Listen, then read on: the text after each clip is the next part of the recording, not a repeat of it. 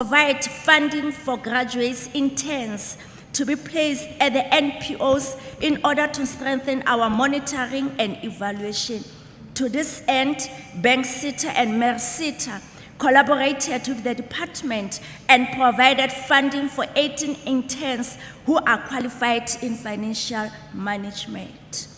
I'm glad to report that the Bank Sita committed to extend the contracts of the interns with a further 12 months in the 2023-24 financial year. During this financial year, under review, National Department of Social Development, in partnership with the Health and Welfare Sector Education and Training Authority, made available 500 fully funded learnerships for employees of all provincial departments of social development. 51 employees expressed interest in these learnerships in the categories of child and youth care workers and social auxiliary workers on NQF level 4 and level 5.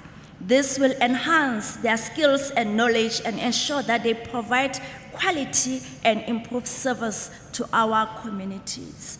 We'll further collaborate with HWSITA to provide similar learnerships for the unemployed child and youth care and social auxiliary workers.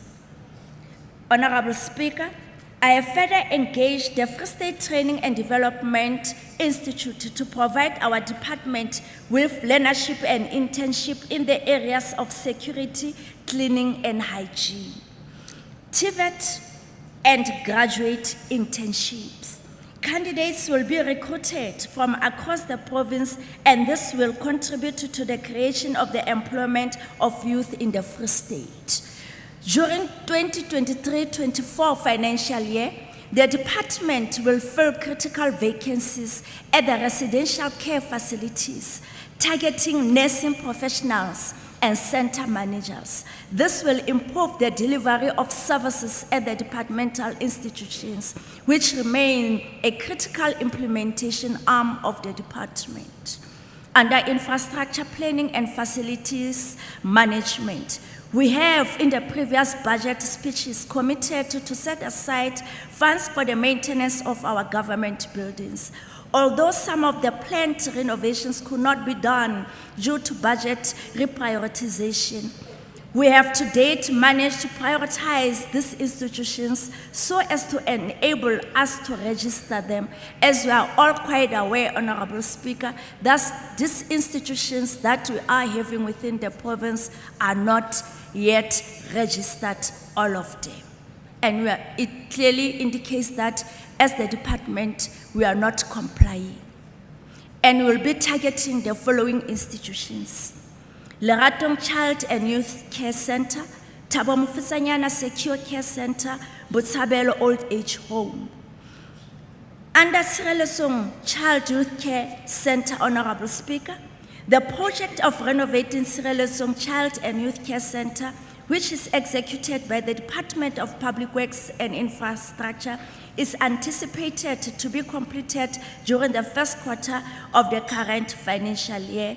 Mme ke rata ho leboha Mme Dibulelo Mahlatsi ka mosebetsi o motle e ba o etsang.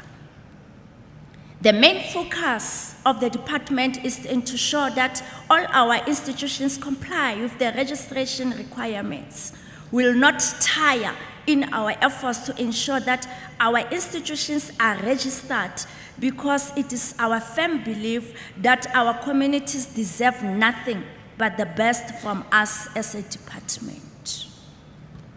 The department improved its audit outcome in 2021-2022 financial year to unqualified with findings and aspires for improvement in the 2022-2023 financial year. It was also indicated in the previous budget vote speech that the department will not be able to get a clean audit for as long as the Engo debt is not settled. And ke dumela hore mo primary taba ya Engo re a gagata jalo ka lefapha o tla phumola le wena moyeng. Allow me to indicate to this August House that I am pleased to report, Honorable Speaker, that at 14 April 2023, Honorable Speaker and the Premier, we managed to settle the outstanding amount of Engo. And it is an achievement from our side and the entire collective of the Executive Council. This means that for 2023-2024 financial year, the department stands a chance to obtain the clean audit. As at 31 March 2023, all service providers were paid within 30 days in line with the Treasury regulations and the dictates of the Executive Council. Injunction of 2022-2023 will continue, Honorable Speaker, to prioritize women, youth, and people with disabilities owned companies when we procure goods and services. Under social welfare services, services to persons with disabilities. Madam Speaker, during the 2022-23 financial year, in addition to Thabo Mofokeng and Phuthaditjhaba district committees were established, parents committees of children with disabilities in Lejolipusa, Kharib and Mangaung Metro District. This is an important milestone because it will encourage these parents to ensure that their children attend mainstream education instead of hiding them at home as per the previous practices. For the 2023-24 financial year, we'll continue to support such structures through capacity building and working together with the sector departments, particularly the Department of Basic Education. The department will continue to fund 24 protective workshops with an allocated budget of 3.170 million. These protective workshops are meant to equip persons with disabilities with skills to become economically active and provide them with social services. In our strive to further empower and ensure the independence of persons' abilities, 5 of these protective workshops will be supported to become sustainable, viable cooperatives. We'll, in partnership with the STEER and other stakeholders, facilitate their access to training as well as networking and marketing opportunities in order to ensure that they sell their products and generate income. The department, in cooperation with the National of Social Development and the Japan International Cooperation Agency, that is JICA, which provides aid promoting economic and social development, empowerment to children and people with disability in Thabo Mofokeng, our district mayor, will extend their cooperation agreement for a further 3 years. And this is an achievement to Thabo Mofokeng. Under care services to older persons, the provision of care and protection to the elderly remains key in our day-to-day operations of the department. We do not underestimate the importance of taking care of the men and women that brought us to this earth, sacrificing their time, energy, very limited resources to ensure that we become the adults that we are today. Sadly, we have seen how some of our senior citizens are exploited, abused, and neglected, and unregistered residential facilities for older persons. It is only by working together, moment to remember Nkgono Mamachitje Mukwakwe, the 73-year-old who passed on the 19th of July 2022 outside Biketlo Old Age Home in Gelekvas, here in Kroonstad. We pass once more our sympathies to the family and pray that Nkgono Mukwakwe continues to rest in peace. We request that our NPOs continue to identify illegal centers in our communities. We have allocated 52.148 million for this purpose in the current financial year. It is worth mentioning, Speaker, that more than 85% of allocation has been for residential care. Selemong sena motsamaisi wa dipuisano ntumelle ke bua ka puo ya mme ya letswaele ke hlalose hore maqheku le maqhekwana a Freestata a tlo nka karolo ho di Golden Gate Golden Games tse tla tshwarelwa mane Mpumalanga ka October selemong sena sa 2023. Jwale lefapha le tla sebetsa le lefapha la dipapadi bonono le botjhaba tlasa botsamaisi ba mme Mahasa ho netefatsa hore ba fumana ditlhoko tsohle jwalo ka diaparo, bodulo, dijo le dipalangwang tse tla ba fihlisa Mpumalanga le ho kgutla. Ene ke tshepa hore maqheku a rona le maqhekwana a rona ha le loela mahala mo be le tla monana le sa wina le re ya Mpumalanga re tla le trophy. Re tshepa le hore premier o tlo le feletsa ka tsamaile maqheku a hae. Under program 3, children and families, allow me to present the following services. Services to children. We successfully, Honorable Speaker, managed to migration of the ECD function to the Department of Basic Education in the 2021-22 financial year. We need to acknowledge posthumously our colleague and comrade former MEC Tate Pulemakwe, who played a vital role towards seeing the not too easy task to completion. Indeed, Comrade Tate Makwe left an indelible mark. Moya wa hae o robala ka khotso, Mr. Simply the best. And re dumela hore ntate Makalo o tla ipusha terene ena. Madam Speaker, the department remains the custodian of the Children's Act and has the responsibility to ensure that the children's rights are protected and that all people working with children are vetted accordingly. Together with the Department of Education, we ensure the screening and vetting of all those who work with children.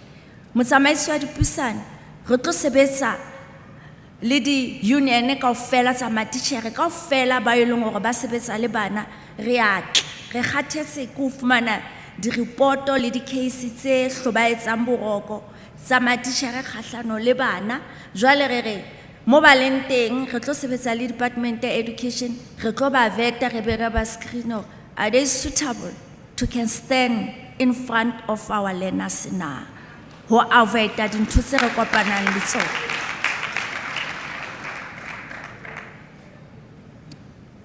For the 2023-24 financial year, we have allocated 139.81 million for the programs that will ensure provision of services like adoptions, foster care, street children, and residential care to children in need of care and protection.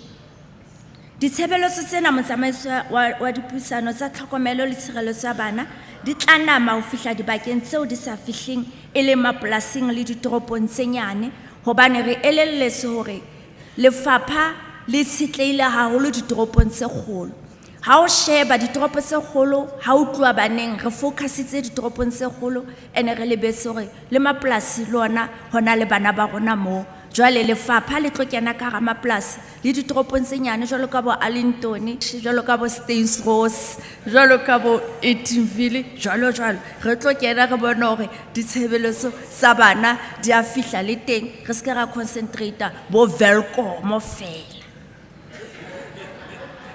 I take this opportunity to thank social workers who, despite limited resources, continue to selflessly provide much-needed services to vulnerable children and families. I have committed to meet with all of them in this financial year and understand their plight. Whilst ke lakasa hore ke ba lebohe di-social workers tsa rona tse sebetsang ka thata tlasa maemo a eleng hore a na le diphephetso tse ngata. Under substance abuse, Department of Social Development is mandated to provide comprehensive services for the combating of substance abuse aimed at demand and harm reduction through prevention, early intervention, and reintegration programs in terms of the Prevention of and Treatment for Substance Abuse Act 70 of 2008. Our department, the National Department of Social Development, will, in Traditional Authority and Maluti Apofung local municipality, establish a harm reduction Thabo Mofusanyana, haholo maluti a phofung e na le diphephetso tsa substance abuse ho feta di district tse teng ka hara province ya rona ya Freestata. Ke ka hona le bonang ebile re etsa harm reduction center hore whilst re na le other rehabilitation centers ha re be le harm reduction center e leng hore ba ya kena di-client tsa rona di tla kena e be di a tswa ha se ba e le hore ba lo kena moshwelele re ba bitsa ka hore ke outpatients mme re tlo etsa that center ko QwaQwa mme re rata ho leboha le public works hore e a re thusa.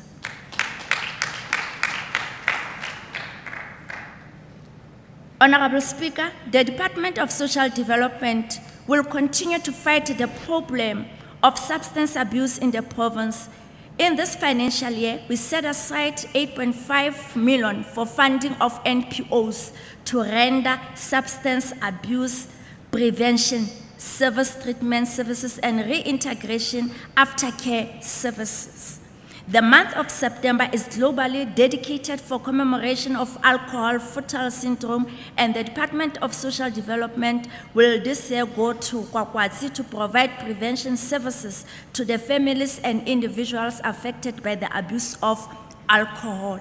Lohana monu di rapporto di reboleletse hore QwaQwa kwanana tsela e ho nwang keng tahi ka teng boemo ba teng bo phahame ka tsela e makatsang e tshosang. Jwale re le lefapha ha re eng re lo thiba ntho e re bonang e tshala kopisi e sa le ka nako e se re bana ba rona ba fela ba qetwa ke botawa.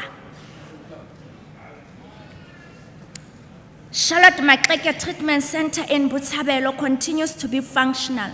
It provides a 12-week treatment program for adults and 8 weeks for adolescents, admitting services users from all 5 districts in the Free State province. The center has built partnerships with Motel TVET on skills development programs. This is to empower service users with skills to utilize upon discharge from the program.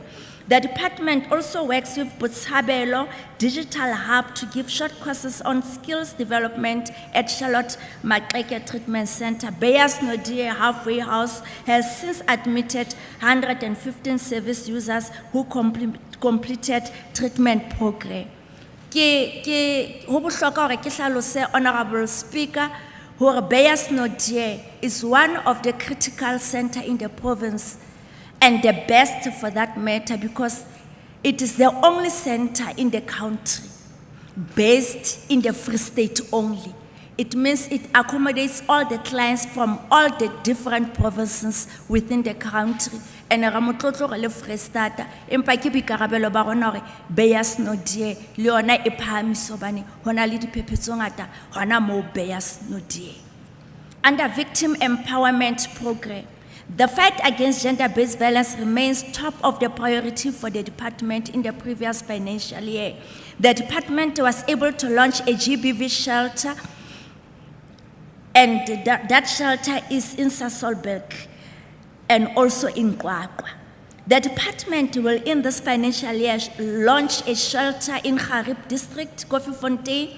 690,000 has been set aside to ensure that the shelter complies with all required norms and standards. This will mean that all districts in the Free State have a shelter for victims of crime and violence. We are grateful to our partnership with the Department of Public Works, once again, Medibulelo, for donating a house for the establishment of this shelter. Furthermore, we have allocated an amount of 569,000 for the operationalization, the safe house for victims of gender-based violence in Phuthaditjhaba, in Mangu Metropolitan Municipality, ensuring we provide emergency response to the victims and their children. Safe house will be utilized for emergency responses, and victims will be accommodated for maximum period of a week. Under social behavior change program, if the social ills requires investing in prevention programs, a budget of 5.9 million is available for 2023-24 as part of earmarked funding for the expansion and furtherance of social programs. These programs are an all-rounder that tackles all aspects of social ills through a compendium package of sub-programs. For purpose of making an impact, the department will review the current NPOs rendering the social behavior change programs. Re atla di NPO le tla re tshwarela re tlo le popola re batla bona gore na ntse le tsa mosebetsi o nepahetseng na le re tshwarele re atla ha se hampe. For the financial year 2023-24 Child Protection Week, the department intends to launch CHOMI and YOLO programs in Fixback, which will be part of the 365 Days Child Care Action Integrated Program.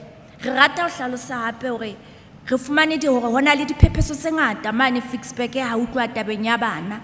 Jwale this program tsa CHOMI and YOLO di tlo thusa hore re bana bao ka bo bona ka bo bona bana bao ba develop di programs hobane re rata ho developela bana di program re ba etsetse diqeto empa bana e se di program tse bona ba di thabela. They are going to tell us hore na bona ba batla hore na re etseng ka bona re allow bana their independence hore le bona ba participate bophelong ba bona. Therefore we are coming to Fixback. This program aims to strengthen preteens' sense of self-worth, sense of purpose, and personal values. It equips the target group with knowledge, skills, and values to make responsible choices and decrease of HIV infections. The department also aims to intensify and strengthen partnership with external stakeholders such as the USAID government to government, that is G2G program.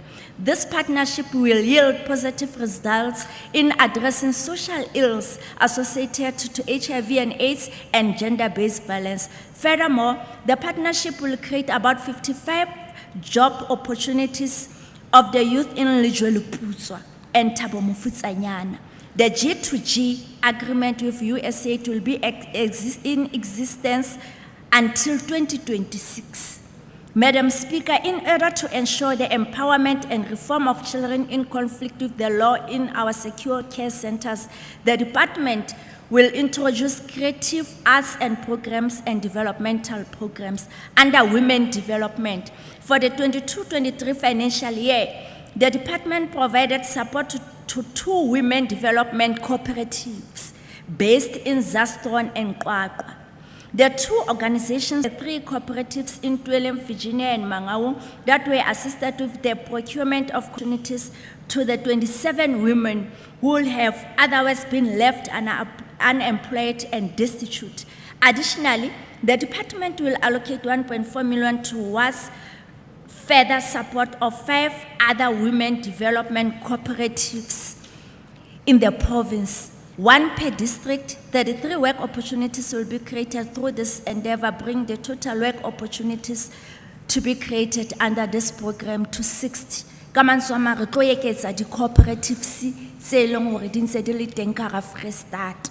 Jwalo ka e le sello sa premier hore re bona hore di cooperatives di are established.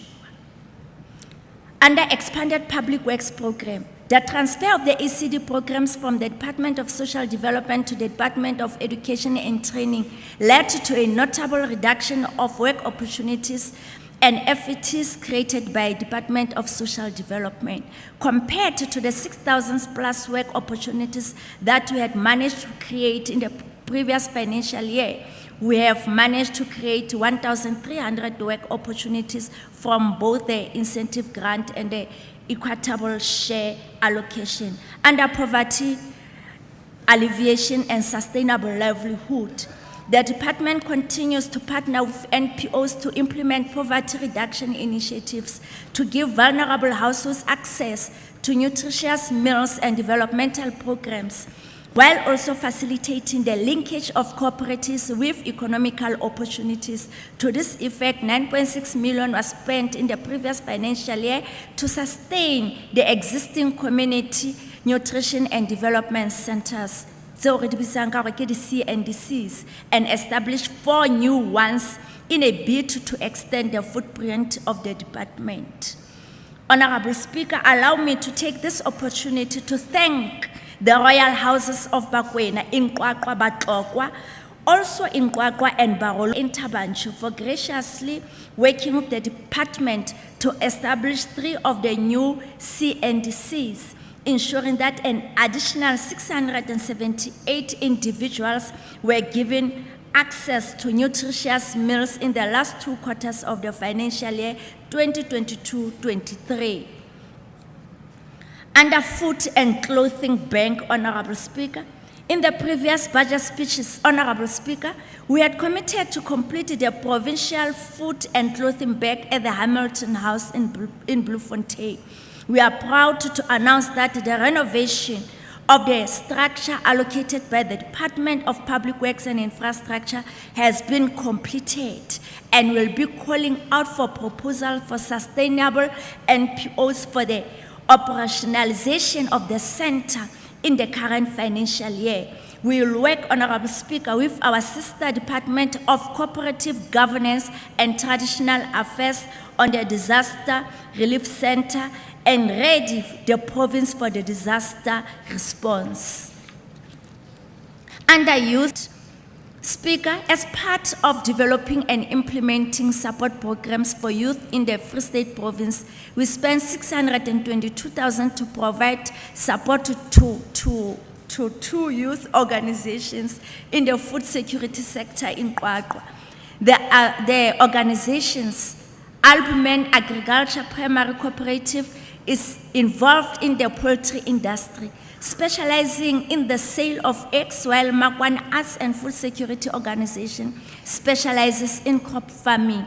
The focus for this year is to ensure that the 2 organizations can establish solid linkages and relations through which they can sell their produce. We must ensure that the organizations are stronger and are expanding 5 years down the line, creating further employment for young people. Under poverty alleviation through social grants, in line with the UN Sustainable Development Goals, the provisions of social assistance in the form of social grants is one of government's major programs to mitigate the impact of poverty among the most vulnerable people. Priority focus is put on children, older persons, and persons with disability. The department agency, the security agency, SASSA, disburses various social grants as part of government's poverty alleviation efforts. Honorable Speaker, the following increments were announced by the National Minister of Finance during his budget speech in February 2023. This will be effected on the 1st of April 2023 and the 1st of October respectively. I will not go through those increments. During the 2022-23 financial year, Honorable Speaker, National Development Agency, in collaboration with DSD, managed to access over 400 civil society organizations to determine interventions to be made, and the following achievements were realized. I will not go through them, Honorable Speaker, as they are also reflected in the budget speech. Allow me, Honorable Speaker, to indicate the following. Funding for the following project is at conceptual stage and will also be undertaken by NDA during 2023-24 financial year. Bakwena, CNDCs Thabo Mofutshanyana Maluti Phofung, Eleng Khora na Mahadi will also be funded by NDA. By Tshepi Thabo Mofutshanyana Hape, Honorable Speaker, will also be funded. Iphamiseng Trust Non-Profitable Coalition in Mangaung Metro, Dumelanang ECD in Kharipi, Riarabesu CNDC in Matlantwang Itikeng Self-Help Project Lejoluputswa will also be funded by National Development Agency. Honorable Speaker, it is prudent to talk of our footprint in Kroonstad where we are today. Hobane baahi ba Kroonstad le bona ba tlo batla ho tseba hore le mona impa lona le re etsetsa eng.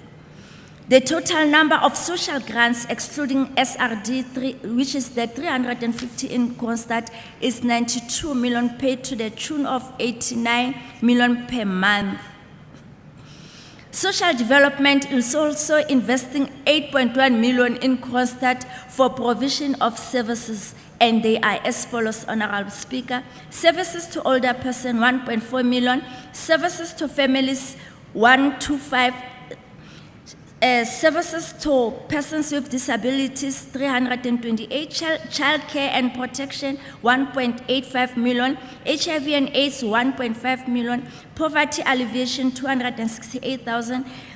EPWP incentive grants, 1.358 million. Total investment here in Constat, in Moqhaka, particularly in Constat only, it is 8 million, Honorable Speaker.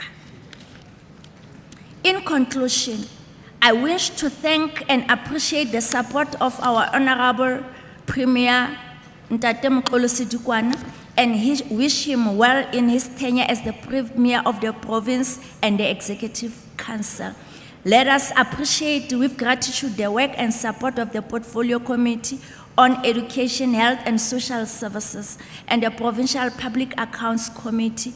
I wish to thank senior management team led by Advocate TJ Path, who currently acts capably as the head of department in these challenging times. I also wish to thank all the employees of the Department of Social Development who continuously strive to render services to the best of their abilities. We believe that the majority of our public servants serve our people with diligence and commitment, and we also applaud them, Honorable Speaker, for the excellent work they do. Most importantly, special thanks to my family and friends for their continued support at all times. Speaker, we hereby table the budget of the department for 2023-24 financial year. I thank you. Thank you. Thank you, Honorable MEC. Yes, Honorable Members, we proceed to debates on Honorable MEC's order on a presentation vote of the social development. I will call to the podium Honorable Tsiu, the chairperson of the Portfolio Committee, to address the House.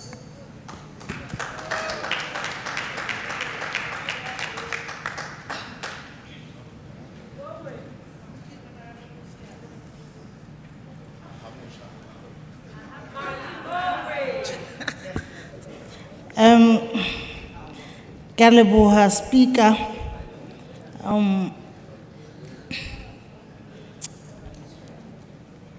Honorable Speaker, Honorable Deputy Speaker, Honorable Premier, Honorable Members of the Provincial Legislature, Honorable Members of the Executive Council, Executive Mayors, Speakers, Councillors, the House of Traditional Leaders, the Director General and heads of departments and senior managers that are here in all spheres of government, the representatives of NPOs and broader civil society, members of business fraternity, leaders and representatives of organized labor, media houses that are here, esteemed guests, Bahesudumelang.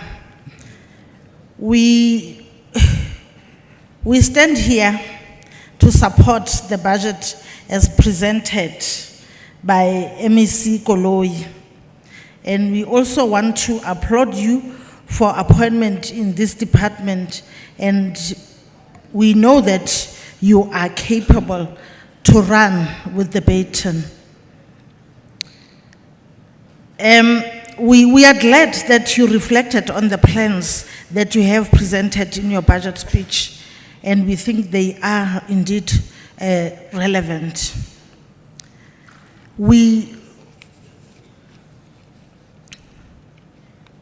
You have reflected on your plans in the budget speech, and We said we are supporting this vote 7 as presented.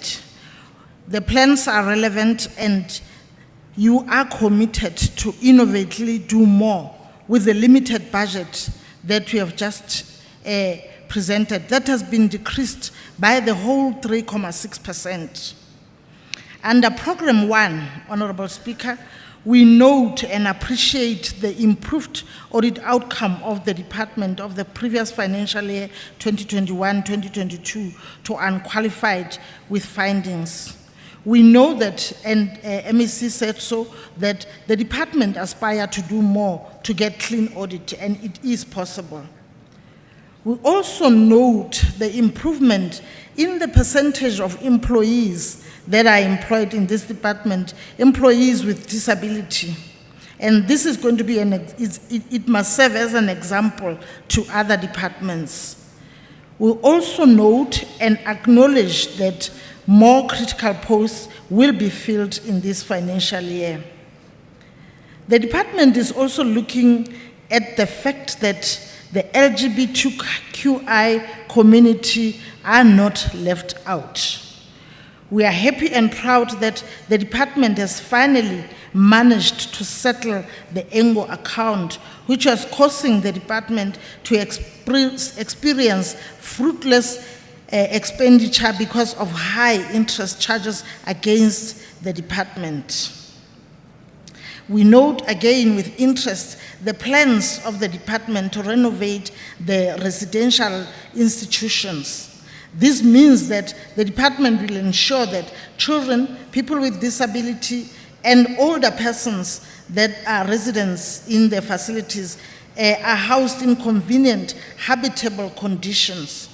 And these residences must comply with the norms and standards. And as a portfolio committee, we will ensure that that happens.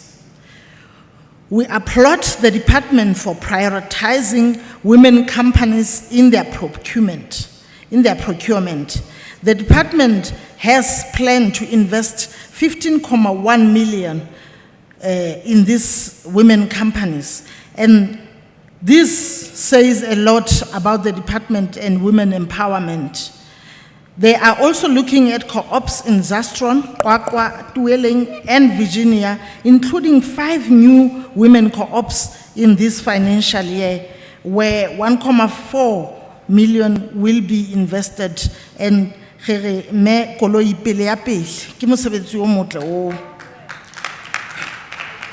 we will indeed, as a portfolio committee, visit 2 youth organizations and others specializing with crop, those that are special. One of them is specializing with poultry, and the other is specializing with crop farming, including the 5 youth projects that are valued at 3.4 million, as mentioned, ensuring that you make sure that there is career development in your department. We urge and encourage the department to expand these programs of empowerment to all the towns of Free State. And it will also be good to partner with DISTIA to ensure that the protective workshop is talking about under disability, working together. Because we believe that the social development is critical in ensuring that children are protected, because we know that they are vulnerable. Under the program 4, re a tseba hore bothata bo boholo bo naha ka bophara e shebaneng le bona ke bona ba tshebediso e mpe ya tahi le dithethefatsi. Ho ya kgathatsa MEC Koloi ho utlwa hore ho a kgothatsa ho bona ho utlwa hore department e ikemiseditse ho lwana ntwa ena ho fihlela e hlola. Hobane re a dumela ebile re a bona hore bokamoso ba bana ba rona bo le ruthu ka lebaka la dithethefatsi le tshebediso e mpe ya tahi. Mme re kgothaletsa setjhaba le bohle hore a re sebedisaneng mmoho le mmuso, re tshwarisane matsoho ho lwana le ntwa ena ya tshebediso e mpe ya tahi le dithethefatsi. Ho kgothatsa haholo ho utlwa hore department e ikemiseditse ho sebetsa le di-traditional leaders, ka hona le batswadi ba tla be ba le teng ntweng ena, ha re sebetse re le bang. E nngwe hape re a tseba pandemic ke ena ya GBV eo le yona department e ikemiseditseng ho ilwana ka matla.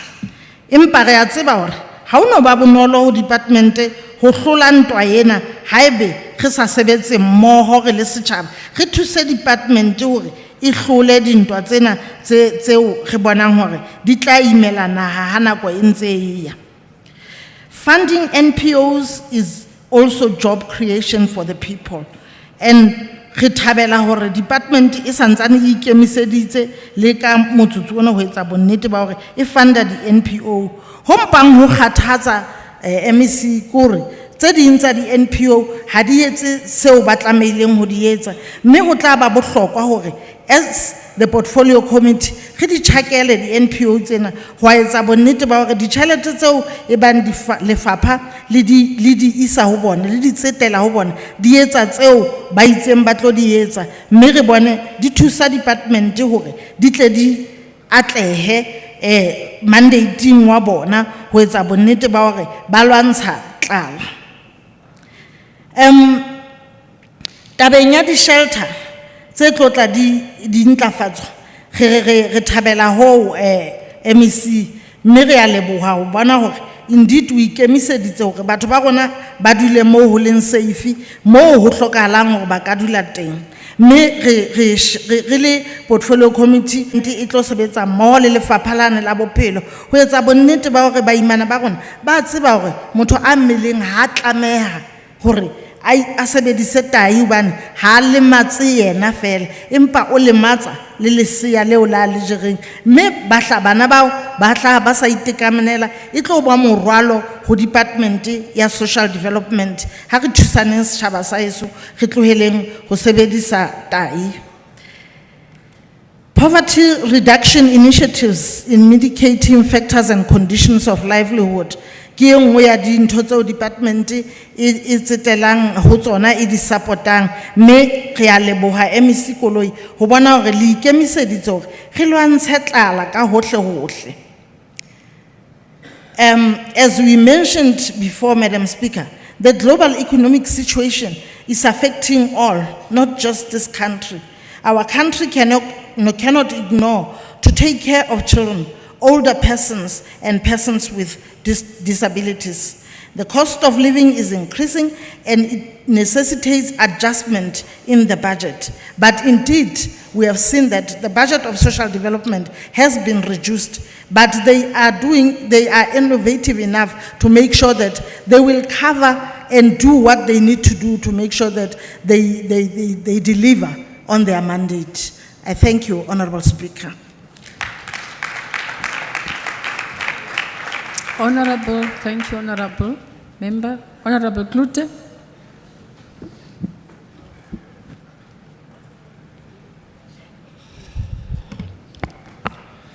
Thank you, Speaker. I think we should start to thank each and every social worker, community worker, and caregiver, and each and every one that is involved in social work. It's also good to hear the outstanding amount to ENGO has been settled, so hopefully we can close that chapter now. Speaker, let's make it very clear. Much of the issues or the evils this department is tasked to tackle does not distinguish. Substance abuse does not distinguish. Violence against women and children does not distinguish in as much race, color, or creed. Poverty does not distinguish. See, what COVID taught us is that at any time in our lives, what we regard as normal can be ripped from us and we are left with very little. It also taught us that skin color cannot be used as a generalization or generalized indication of being previously disadvantaged. Skin color can also not be used as a condition for empowerment. Socioeconomic conditions like poverty, unemployment, and a lack of access to quality education, that should be the criteria for empowerment. Furthermore, growth and development are the only sustainable methods of empowerment, and over-dependence on the state is simply not sustainable. Unemployment in the province remains high, and maybe the sister department we are also debating today, the STIA should also be held accountable for the poor provincial growth rate.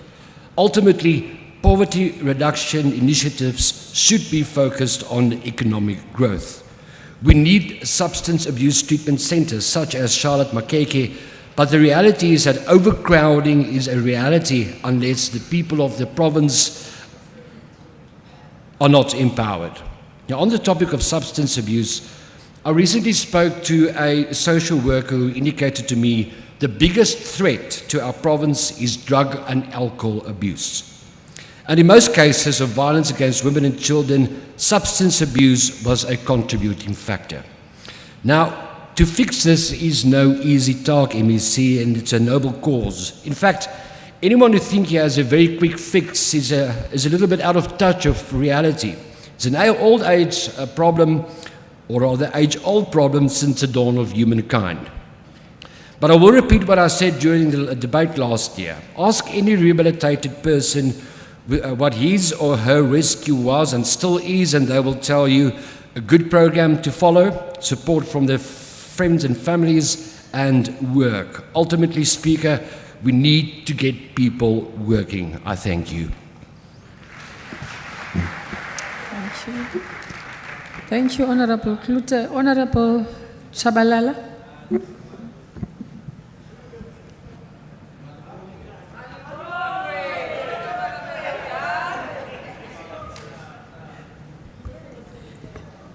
Mohlomphehi motsamaisi wa dipuisano, re ke nke monyetla le sebaka ke dumedise Mohlomphehi Tonakgolo Ntate Mxolisi Dukwane le matona a hae kaofela,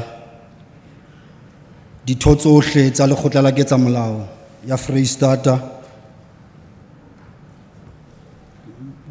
bo majoro ba rona ba teng kwano, nkeke ka le qolla ka mabitso, ke le hlomphile.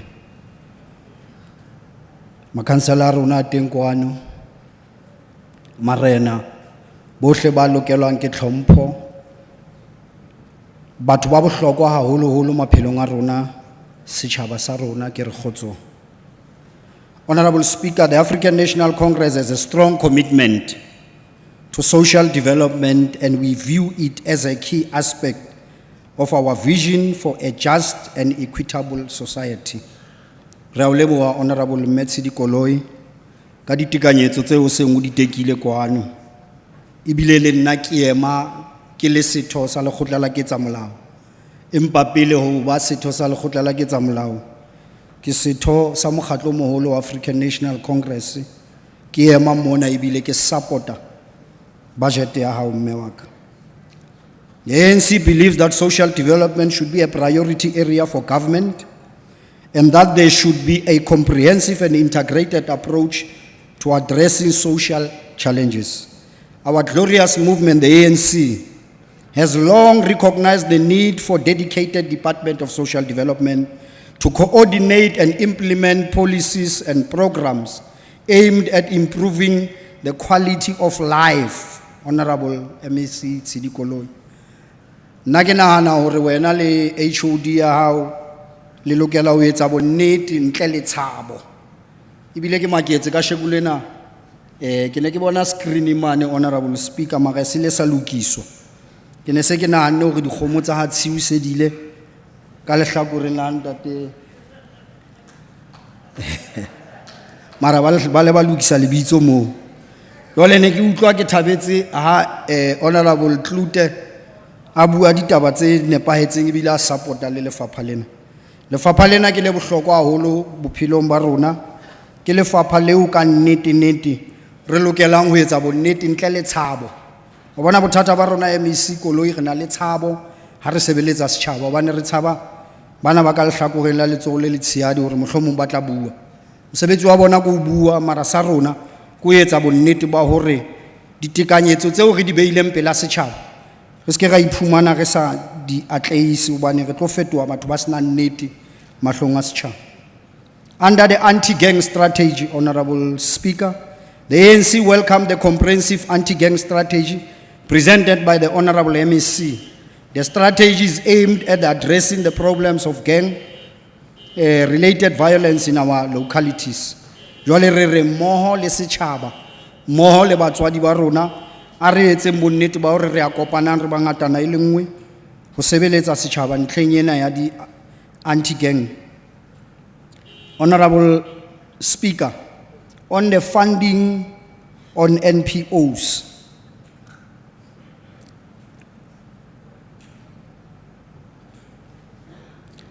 ANC amohela ho eketsa ha phumano ya mekgatlo e sa etseng phaello. Sena ke hobane bana le seabo sa bohlokwa sa ho sebetsana le diphephetso tsa kahisano le moruo tseo ditjhaba tsa Afrika Borwa di tobaneng le tsona. Jwale re a amohela Honorable MEC, ebile re a tshepa e nngwe ya dikarolo tseo re tlo di etsa ke le setho sa komiti enana e welang ka tlase ho yona ko etsa bonnete ba hore di NPO kaofela tse sa le di fuwa ditjhelete re lokela hore ke re di etele re bone hore na di etsa mosebetsi o ba tlamehang ba o etse hobaneng di NPO, Honorable MEC, ka wena Honorable Speaker, ke tsona tse thusang mmuso wa rona ho fihlella setjhaba hobane mmuso o keke wa hira batho kaofela. Ke ka hoo di NPO di lokela ho bapala karolo e bohlokwa ho tjhentjha maphelo a batho. Now our NPOs, we are urging them, Honorable Speaker, hore MEC must take cautious decision to train the NPOs, professionalize the NPOs, di etse hore le tsona e be di NPO tse tla tshwana le di NPO tse teng tse kgolokgolo ka hare ho Freistata le South Africa in fact. So re imatahanya le taba eno ebile re a leboha ka tseno tse ntle tseo di entseng tseo o di lekantshitseng hore o tlo di etsa. Honorable Speaker, the ANC has implemented a number of measures to support NPOs, including the establishment of non-profit directorate to provide technical advice and support of NPOs, as well as the provision of funding through various government programs. The ANC also emphasizes the importance of promoting transparency, accountability, and good governance with the NPO sector. That is why we are saying the HOD must ensure that he implements what the MEC has said. And ke ka ho setjhaba sa rona se keke sa bona re le mmuso o sa tsotelleng ha fela our HODs would understand that the implementation is very important, but which is also aligned to our legal frameworks. The Substance Abuse Prevention Program. The ANC government continue to appreciate the devastating effects of substance abuse on individuals, families, and communities.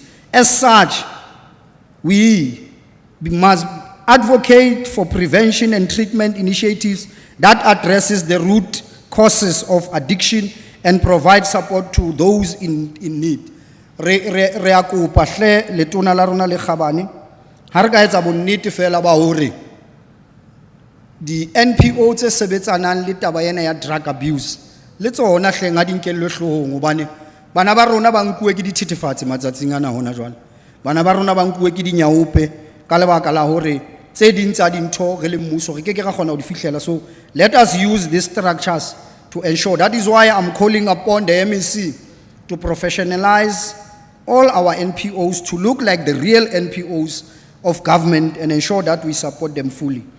We, the African National Congress, believe that the social development plays an integral in the building a better South Africa for all. We understand that the budget is more than just numbers.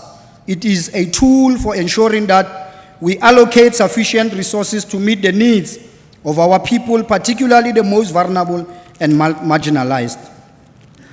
Today, we have engaged in the robust debate around the social development budget.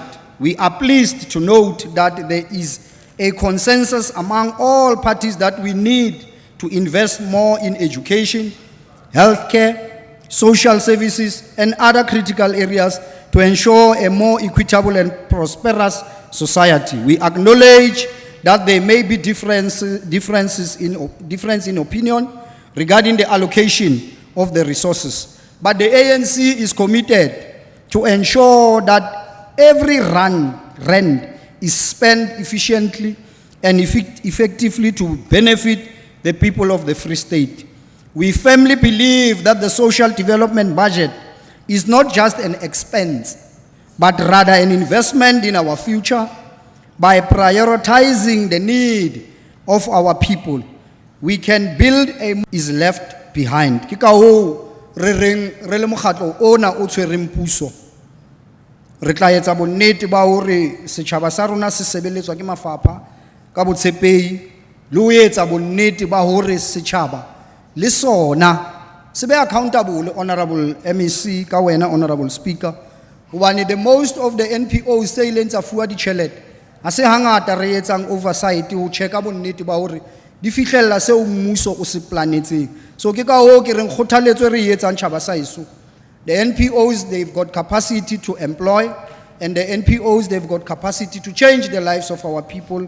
Ke ka hoo ke thabetseng le taba ena e bohlokwa ya di cooperatives. And ke a tshepa Tonakgolo o la bua ka ntho ya di cooperatives, and we are going to make cooperatives to be alive than to speak and slogan ka tsona. But ke a tshepa, Honorable Speaker, hore the Honorable MEC Koloi o tla etsa bonnete ba hore o fihlella tse ngata. Ka hoo ke re pele ya pele. Ke a leboha.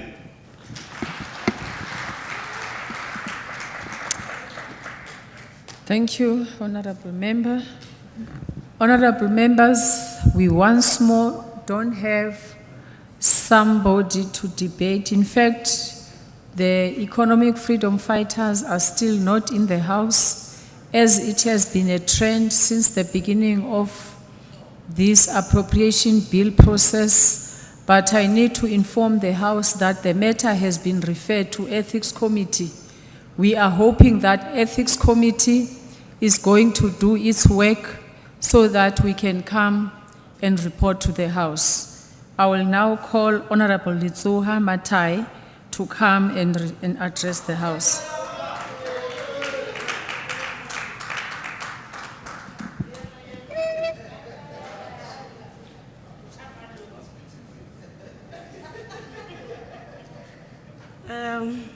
Honorable Speaker, Honorable Premier Deputy Speaker, Chief Whip of Majority Party, Honorable Members, Leader of the Opposition, Traditional Leaders, Bo Majoro Barona, Le Councillor Batense Tsilena, Le Baiti Barona Batlen Kopaneng na rona, ke a le dumedisa.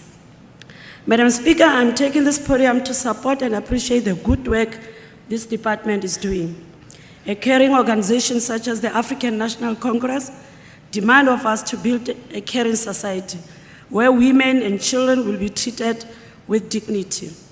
It was on the 27th of April, 1994, when the dignity of the masses of our people, particularly black people, was defended and restored. As we'll be celebrating this historic day, we remember Mama Winnie Mandela, a social worker by profession. She used her skill, talent, and played a significant role in social transformation activism and impacted positively in the development of African children. On this note, Speaker, ke leboha lefapha ka tshepiso ya bona ya ho atleisa kapa ho nyolla lenane la di social worker departmenteng tsena tsa bona selemong sena sa ditjhelete e lo ntshetsa mosebetsi ona wa mme Winnie Madikizela Mandela pele. Re hopola hore ha o sena di social worker mathata ba mangata ka hara metse ya rona le bana ba tshwantseng ba fosterwe e ba challenge hobane di social worker di tshwantse be tsona tse etelang malapa di be di lo sheba hore na mo ba lo dulang teng maemo a teng a jwang. So re tholetsa lefapha haholo ka mosebetsi o motle o.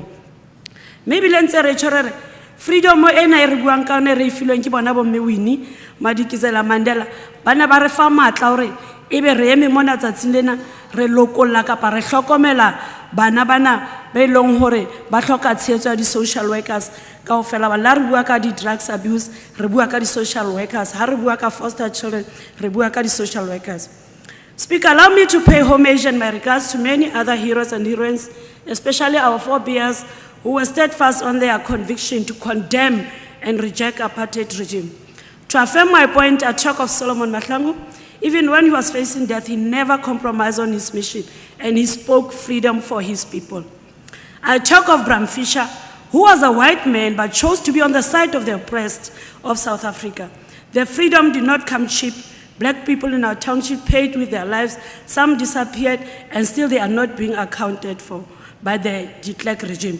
Unlike Honorable Klote, who stood here today and said nothing, because issues that are affecting our people, tse leng hore ke rona batho ba batsho, tse leng hore re lla ka tsona, ha di a mo affecta, ha le bone a buile motsotso wa lo mong fela ba itsamela. So ha bua letho, una re fela o teng speaker o mo note, hobane what you are raising, what this department is doing, ha bua ka mmala kae o tseba hantle hore le a re ya dintlong tsane tsa maqheku re ntse re fumana mo ileng hore maqheku a rona a rona ntsa dula kwana, ha o ka ya ka o tsena tsa bona, you'll forever remain on the waiting list, hobane ha ba batlo lo kena mo. So a ska ba re jwetsa hore khala ha e bapale karolo, it plays a major role. Re mo re leng teng ka tsona tseno, ha ona mo ntate Makalo ntate Meko a kenang teng mo, o tseba hantle hore na re mona mo re leng teng hobane ho tlile jwang. Ke ka hona today a sa batlo lo sebedisa metsotso e mehlano hore a bue le rona tsatsing lena.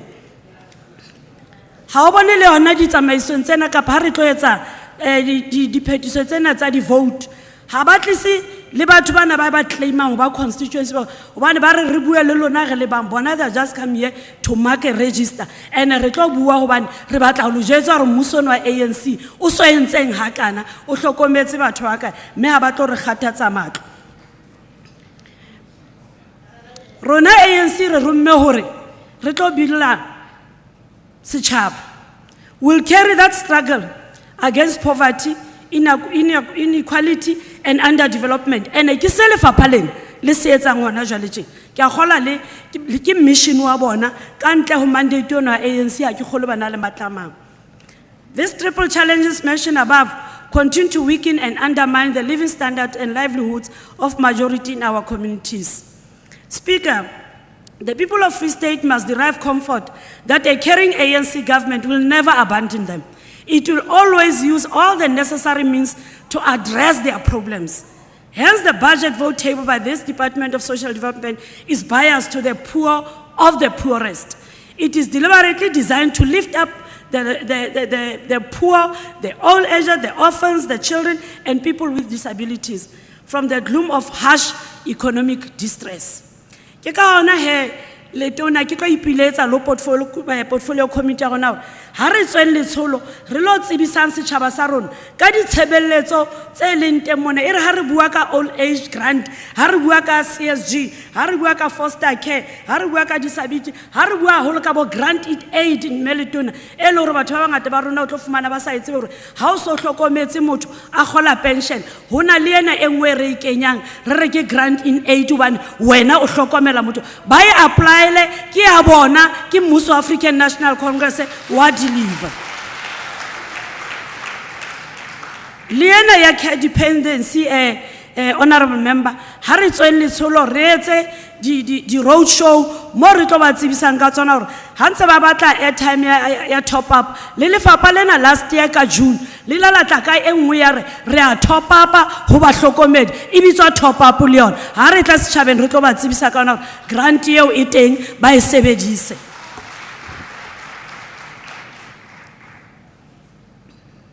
Le social relief of distress re hloka ho unpack batho ba utlwisise. Premier ke tlola ke shebila batho ba tla balla ba batla bana di uniform ba re etsetsa di message ha re tleng setjhaba re ba jwetsa hore social relief of distress ina le package ya bana ba sokolang hore le yona uniform ya sekolo e tswe hona mo ke African National Congress fela e ka tlang ka that policy. Speaker, let me cite one of the basic documents of the ANC, which is Freedom Charter, when it says the aged, the orphans shall be cared for by the state. Me mandate yo sisaqhuba nangoku sisakuphethe. In keeping with this profound principle of the Freedom Charter, Honorable Speaker, social security of our people remains one of our priorities. We believe interment will contribute positively, sustaining programs and initiatives of persons living with disabilities. Re pele ya pele me koloi Obane le teng re tshwantse re tsebise batho ba rona hore disability ha e bolele hore ha o kgone ho etsa letho. So re thabela lefapha lao ka ho tlo rotloetsa batho hona le dintho tse ngata hobane disability e na le mekga e leng hore teng ha se ka grant ya disability batho ba ka phelang ka ona re o tswele pele Mekoloi o re bontshitse hore o tswa mokgatlong o moholo o kgathallang batho.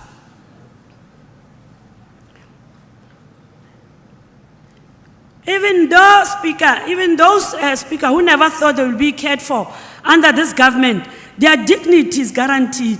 Our pensioners and the old age are reaping the rewards of their hard and freedom. Our towns and townships through the department facilities and centers are being erected year in and year out that caters for these needs. Madam Speaker, these are milestones and achievements by the Department of Social Development to look after this elderly and the old aged. Mary, as the portfolio committee, as you do your oversight, re mahlakore ka bobedi re lane le bona di old age tsa bona di eme jwang o ska ga tla ka o tsena tsa rona fela bana le bona bana lo pata bohlaswa re nane hore ba etsa hantle hobane re nana hore ba fapane le rona re shebeng ka mahlakore kaofela re be re lo lwantshang the transformation itself ele fela ntwena and as motsamaisi wa dipuisano engwe tshwantseng re shebe haholo ha re participate mo mme ke tholetsa hape lefapha ka go kgothaletsa maqheku le maqhekwana a rona nka karolo dipapading hobane ka nnete tla improve maphelo a bona. Motsamaisi wa dipuisano ka jone re ikotla sefuba ka lefapha lena hobane re bone matlo ana ha eketswa le mane Thabanchu hore re lefapha le kgathallang ka ona re ipiletsa fela hore re mpe re eketse ana elong hore a thusa bana ba rona ba nkuweng ke dithethefatsi ha re no fetsa di buitse mammona ka ofela tsa African National Congress ho bua ntho ile nngwe re hatella re itoboketsa haholo ya dithethefatsi bane dithethefatsi di senya bokamoso ba bana ba rona le ha re tlo re ka nnete ke neng ba ibua le yana o ibuile re tlo ibua hobane ke eng ya dintho tse senyang future bana ba rona mme mafapha kaofela re a tshepisa Metsidi Koloi hore re tlo sebetsa le wena ho leka hore re ntshe barekisi bana ba dithethefatsi ka hara metse ya rona hobane ba bang ra ba tseba ba bang ke bana ba rona ba bang ke di-family tsa rona ebile ba bang re ke mo bandang teng re tlo sebetsa mo seponesa le mafapha mang hore ka nnete re ntshe barekisi bana ba dithethefatsi ka hara metse ya rona me Koloi le motsamaisi wa dipuisano ke kopa re ska ra shebella fela di programong tsena tsa di television re mmuso ha re ska ra etsetswa mosebetsi ke batho ba bang ha re eng batho bana ka maponesa a rona ka batho ba rona re ska ra emela sizokuthola e tlo re jwetsa hore hona le di drugs ka hara metse ya lona. Aibo ke batla go khutlela hanyane fela ho tabeng ena ya ntate Tluta ya buileng ka yona. Please pause, Honorable MEC. Ke kopa o etsa boipiletso ho setjhaba sa rona se teng kwano. Eya, ho ya ka melao ya rona, re lebitsitse hobane constitution le melao e re sebedisang. E re kgothaletsa hore ha re etsa di-process tsena tsa parlamente, setjhaba sa rona se tshwantse se be teng mare se tlela ho tlo observer. Ho ya ka melao ya rona ho na le decorum of the house e tshwantseng re observe ka nako tsohle. Jwale hape ho ya ka melao batho ba tshwantseng ba nke karolo kapa ba participate ke di-members tse teng kwano. Ena ha se kopano e tlwaelehileng e tshwana le court of law. In a court of law there are things that you cannot do because it is governed by the law. So ke ne ke kopa hore ha o thabela ka hare ngwaneso le ha o kwatela ka hare so that ho ska ba le medidietsana le matsoho le di-comments. Ke a le kopa tswetswe ha sore ha re le thabele boteng ba lona kwano empa re tshwanetse ka nako tsohle re etse bonnete ba hore re keepa ntho e re bitsang ka sekgowa ke decorum of the house. Ke a leboha. motsamaisi wa dipuisano. Ke boele tabeng ya ka ene ke re Ntate Tlute, bana ba rona ba maemong ana le a tjena kajeko lena hobane ke yona apartheid. Jwale re ska ra bua re re ha ona letho, dintho di iketsahala fela. Empa ntumella motsamaisi wa dipuisano ke hate hape ho ye nngwe eo ke tsebang hore dipelong tsa bomme jwalo ka Mbokoto ke eme mona ke ba emetse ke ena ya ECD Ntate Makalo. Even though re itse ECD se le education, empa ntse le karolo ya rona ka di social workers, ka home affairs, ke kopa le yona re ke re emeng because ha ona ECD e tla controlwang ke education e sa qala ho mane social worker e sebeditse. Ha re thuseng bomme ba rona to register hore ba kgone ho sebetsa, mme re ipiletse le bo masepala hore a re thuseng batho ba lakatsang ho ba le bana ka di ECD center tsena hore ba phuthe bana le ba fe mafatshe a nang le ditshebeletso ba tlohele ho sebeletsa mo e leng hore ha ba re ba applya di a rejectwa hobane ho shebuwa maemo e leng hore bana ba bona ba beuwe hona. So ke ipiletsa mafapha kaofela hape hore le yona ha la setsulwe lefapheng la social development e ntse le karolo hobane ha ona ECD e ka tsamayang e sena social worker, ha ena ECD e ka tsamayang ngwana a sena certificate sa home affairs. Ka hona ke ipiletsa hore le yona re ska ra re se itswile, but it's just a function shift. Re tshwantse re dule re sebedisana mmoho kaofela ka dinako tsohle re le mafapha kaofela. Ke ipiletsa la ho qetela ho tsena tsa di-cooperatives. Motsamaisi wa dipuisano, ha re ska ra senya nako, re thabela di-cooperatives, empa re lefapha ha re di hodiseng, batho ba bule di-factory tse tla etsetsang bana di-uniformo in a district tse itseng, bana ba dikolo tsa district eo ba supply from that district. E sa ska ba cooperate tsena tse felang ha financial year e fela. Ke a leboha motho ya stu re supporta vote ya hao. Se re lebohile MC, Honorable Lituka.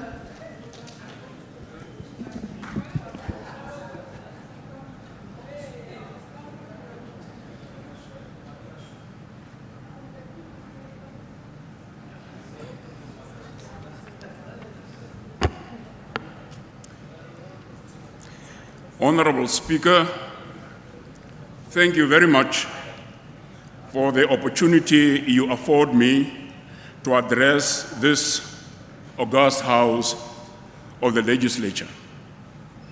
Through you, Speaker, ntumelle ke lebise tlhompho e kgolo ho marena le marenana a ibang a teng ka hara ntlo ena. Ke boele ke lebise tlhompho ho boramotse le makhanselara a ibang a teng kwana. Ke lebise tlhompho e kgolo ho basebetsi mmoho le nna ba ka hara ntlo ya ketsamolao. Speaker, I stand here today to address the House on the department whose work is highly emotive. You can't help it. The Department of Social Development is mandated by the Constitution of the Republic of South Africa to meet the human and social needs of the poor and vulnerable communities of the Free State through an integrated development social service. It is tasked with the protection and development of some of the most vulnerable individuals in our society. Here, we refer to children, the youth, and young job seekers, adults struggling to make ends meet, the elderly, people with disabilities, and the institutions in our communities who are the foot soldiers of the battle against poverty and destitute. The department, by its very nature and mandate, is supposed to work closely with the community-based non-governmental organizations in order to secure social services for those who cannot provide for themselves, and it effectively managed. Such programs should improve the lives of the most vulnerable in our society. To be able to realize the mandate, the department has to exercise strict but transparent handling of the public funds. Than to hear from National Parliament unsettling allegations of at least 1.5 million spent on a single event by the Free State Office of the South African Social Security Agency, that is SASSA. I'm aware that SASSA is a national competence, but it does affect us because this department we are talking about today is an arm of that body. According to the source of this information, SASSA allegedly shelled out 500,000 rand on a venue and 1 million on gifts for their International Women's Day event on the 28th of March 2023. The DA will follow this up to determine why an agency who regularly fails to reliably deliver services to the country's poorest and most vulnerable citizens, and whose offices are understaffed and under-resourced, would waste crucial funds this way. Last year, the DA revealed that only 4 out of 212 SASSA offices, which were contacted nationwide, answered their telephones. The oversight revealed shocking working environments and regular system crashes that force grant beneficiaries to make multiple journeys to and fro these offices. The Minister of Social Development, Honorable Lindiwe Zulu, further confirmed this in an answer to a DA parliamentary question, in which she revealed that in the past year, a total of 435 and 175 SASSA offices experienced system and telephone problems, respectively. The problems were due to basic accounting system, social security pension system, and the biometric identification system challenges and electrical and network outages. The proper utilization of 1.5 million could have gone a long way towards improving the challenges and failures within the social development sector in the Free State. With the continuous rising cost of living, the payment days are more than just an inconvenience. They are hastening the death and destroying the hope of millions by eating into what little poor and vulnerable people have to spend on food and other necessities. It is unfortunate that the poor economic outlook of the province and the resultant shrinking tax base means that government will have less and less money to help the department. But the arrogance of the governing party continues to entrench the suffering of the Free State residents. Experience has taught me that most people don't want handouts. Most people want the dignity that comes with having employment and being able to provide for their families. The most unfortunate reality, though, is that the province is slipping further away, providing this each day, and more people are becoming dependent on social grants. Fortunately, the Free State province is filled with people who are eager to assist in the areas where sometimes government does not have the capacity to reach. But in many cases, their efforts are futile, especially when this department continues to turn a blind eye on the harsh realization of the ground experienced by our people. But I thought I would start by looking at the department's performance for the programs implemented in 2022-2023.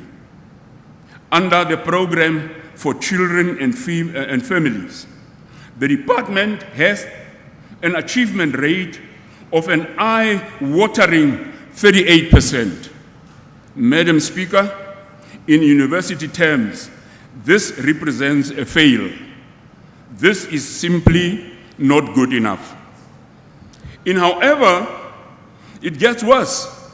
The department failed to achieve its target in the number of department performance reviews convened. It failed to achieve its target regarding risk management committees meetings convened. The department failed regarding the number of disciplinary cases finalized within the prescribed time frame, and also failed regarding the number of district quarterly performance review sessions held. Madam Speaker, may I remind you that these are not targets set out by opposition parties. These are the department's own targets which they still cannot fulfill. The department underachievement is far from what it should be. One, this department underachieved in its own target of reuniting families. Two, it underachieved in its own target of children accessing registered ECD programs, although this has now been moved to the Department of Education.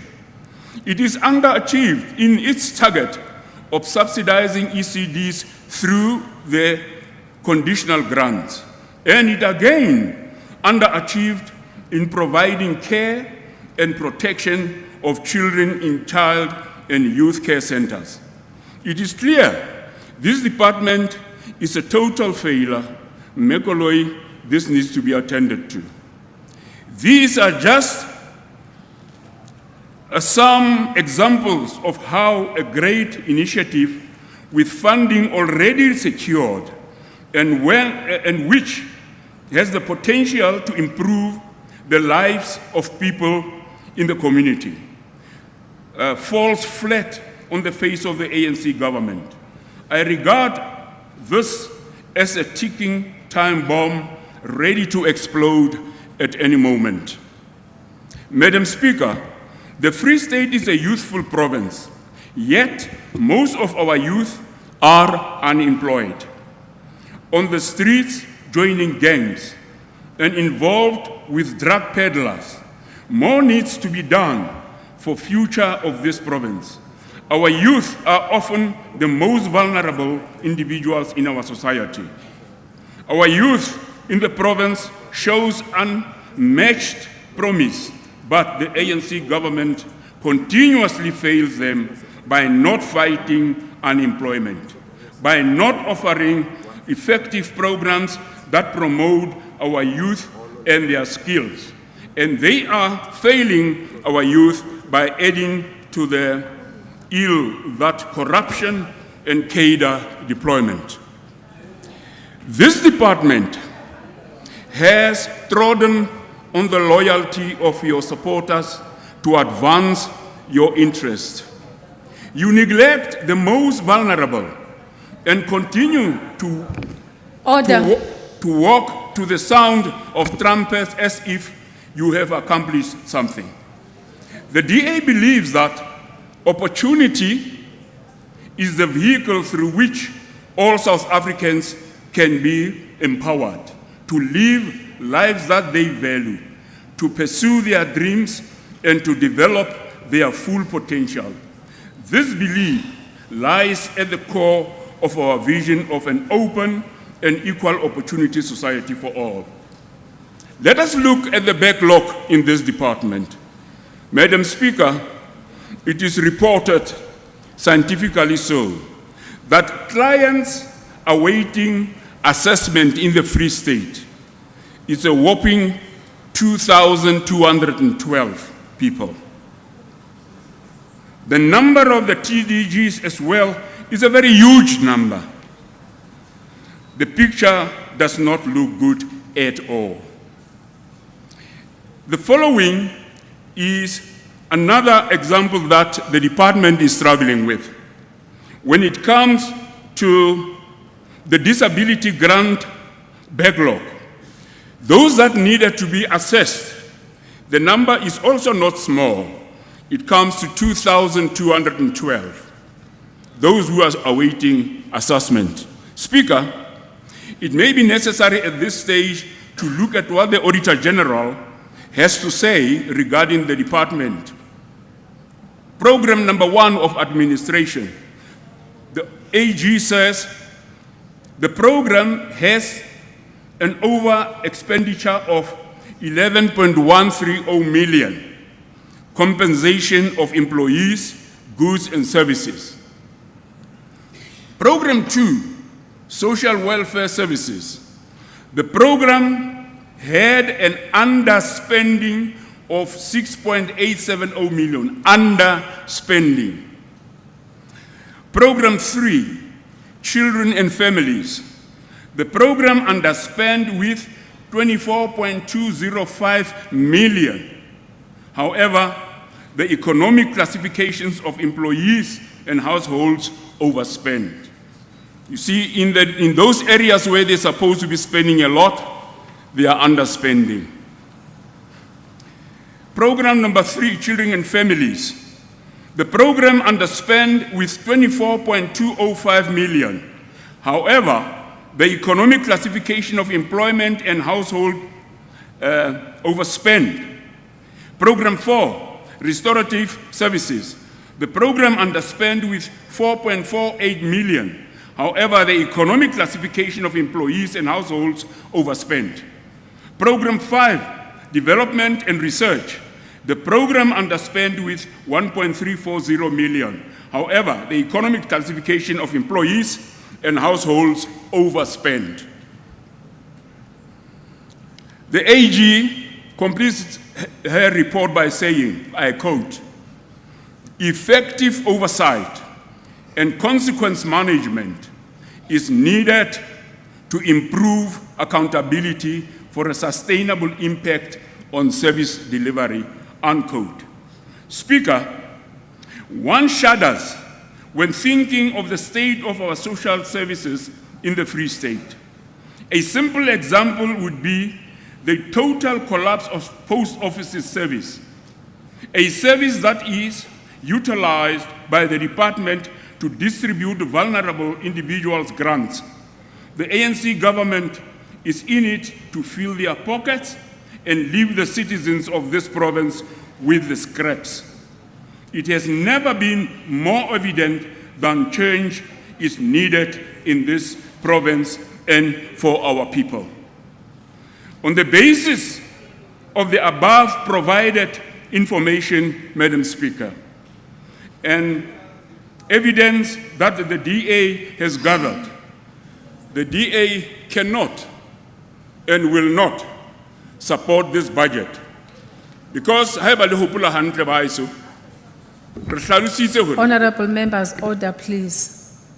mafapheng a mangata tšhelete ha ya ka ya sebediswa ho ya ka mokgwa ho nong ho reruwe ka teng.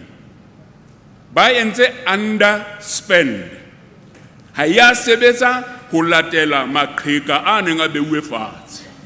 This in itself means the planning that was done does not correlate with the practice on the ground. Ka tsela eo bahaiso, Democratic Alliance ha e iphumane e ka supporta budget yena ha e le mona ho bonahala tjhelete eo ho nong ho budgetilwe ka yona e sa sebediswa kaofela ha yona. Ke a o leboha motsamaisi. Thank you, Tatelu Tuka. Honorable MEC Mahlatsi.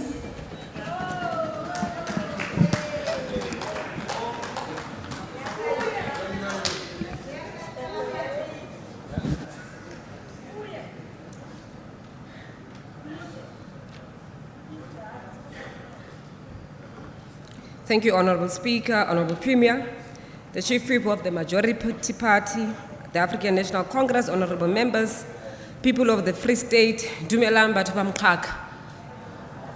Madam Speaker, ne ke tla qala dipuisano tsa kasheko ka hore ya potangwetse. Empa ke tlo qala moo. Madam Speaker, in recognition of the Freedom Month, let me briefly reflect with the following quote by Nkosi Chief Albert Tuli as the President of the African National Congress in 1954, when he said to the freedom fighters, I quote, "Throughout history, no freedom has come to any people without blood and sweat and tears. Africans cannot be an exception to this divine test, but take courage in the knowledge that no matter how dark the future may seem, right must triumph over wrong, and also remember that no nation or national movement has ever failed," close quote. As we celebrate the fruits of the selfless struggle during this Freedom Month, we need to recall that Africa is the initiator of civilization and that men and women of the world used to come to Africa to learn about the matters of the world, including, amongst others, the Greek philosophers. When it comes to deepening democracy, human dignity and equality, we said in the Reconstruction and Development Program that our people, with their aspirations and collective determination, are our most important resource. In linking democracy, development, human rights, and people-centered approach, we are paving a way for a new democratic order. The thoroughgoing democratization of our society that must transform both the state and civil society is therefore an active process enabling everybody to contribute. For the ANC, the social transformation agenda is part of the continuing journey to social change that started in the form of RDP. At the center of RDP is a call for change and a systematic and socially just path to fully constructed, transformed and unified society. Our approach to the overall social transformation and development is echoed on the concerted struggle against the triple challenges of poverty, inequality and unemployment that has fragmented our society both socially and economically. The above-mentioned triple challenges have brought about many social issues such as the scourge of gender-based violence and femicide, substance abuse, protection and of vulnerable groups such as children and LGBTQI+ community. Our primary focus is therefore prioritizing the rights of women, youth, children, people with disability, marginalized groups, as well as previously disadvantaged people. We aim to work tirelessly in reducing discrimination and violence against all women and children and foster gender equality in every level of society. On opportunities for youth, Madam Speaker, investing in the youth is paramount. The ANC-led government carries the important responsibility to provide support mechanism to the youth to unlock their potential. The most practical and sustainable strategy, removing youth from alcohol and drugs, is the provision of social amenities, education and job creation.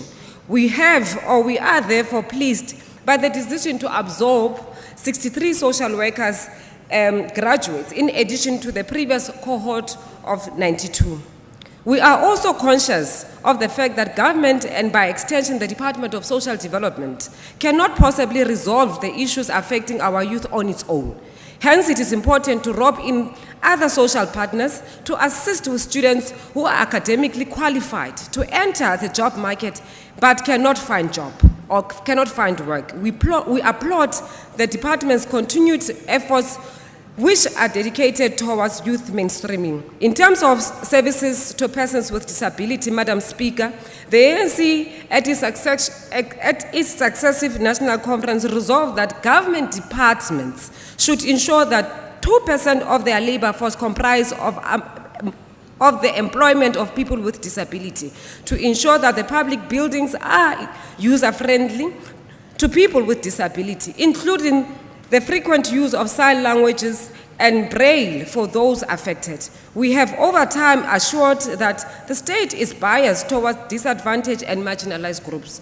To this end, we are pleased with the departments having exceeded the norm of 2% and achieving 5%. Tate Matuka ke nahana ke a hopola hore o mametse mona na hore lefapha lena le entse bonnete ba hore le bypassa 2% e government e beileng hore e retse bonnete hore batho ba rona ba phelang ka boqhwala ba hirwe ka ga lefapha lena ba se ba le ho 5% to support the support provided towards the economic development and people living with disability who own businesses by prioritizing their companies in the procurement of goods and services. It is important that on social services, especially to children, Madam Speaker, our focus on children is on their protection, care, support, promotion of rights of children and development. Through the allocation of 291.755 million, we are confident that the 16 days of activism of no violence against women and children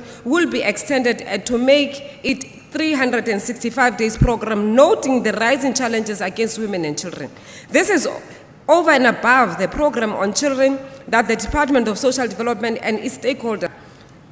Honorable Speaker, as outlined in the introductory remarks on the social transformation program, the issue of substance abuse cannot be left unattended. We applaud the strides made in the fight against substance abuse, which takes away the future and destroys families, and more severely takes away the direct beneficiaries of our nation or of our NDR, our citizens, those whom we require to partake in our developmental goals as a country. On issues affecting women empowerment, Madam Speaker, the strategy and tactics of the African National Congress recognize that amongst the primary contradictions which the NDR must resolve are the legacies of apartheid colonialism, super exploitation and patriarchy.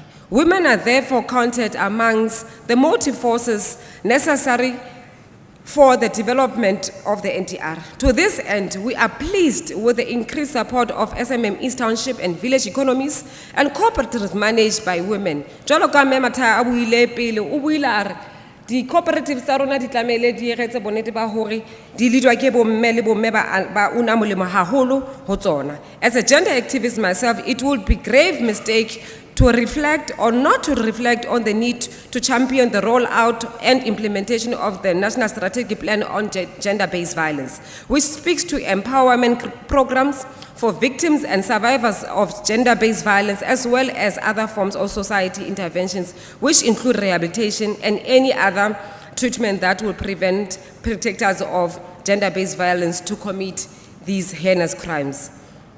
Honorable Speaker, the success of a social transformation project will heavily rely on the work with local, provincial, and national civil society organizations, community-based and faith-based organizations, including business. The department should continue to applaud these principles and implement it to the latter.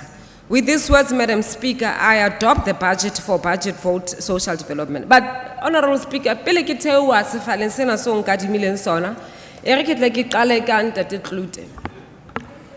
Honorable Speaker, for the first time in a budget vote, that FF Plus to a large extent agrees with us. And we must applaud the FF Plus for that particular posture. Because hantle bana bakangqi. Mihlena le mihlena ha re palama sefala sena ba dula ba hanana le rona ka ntho engwe le nngwe.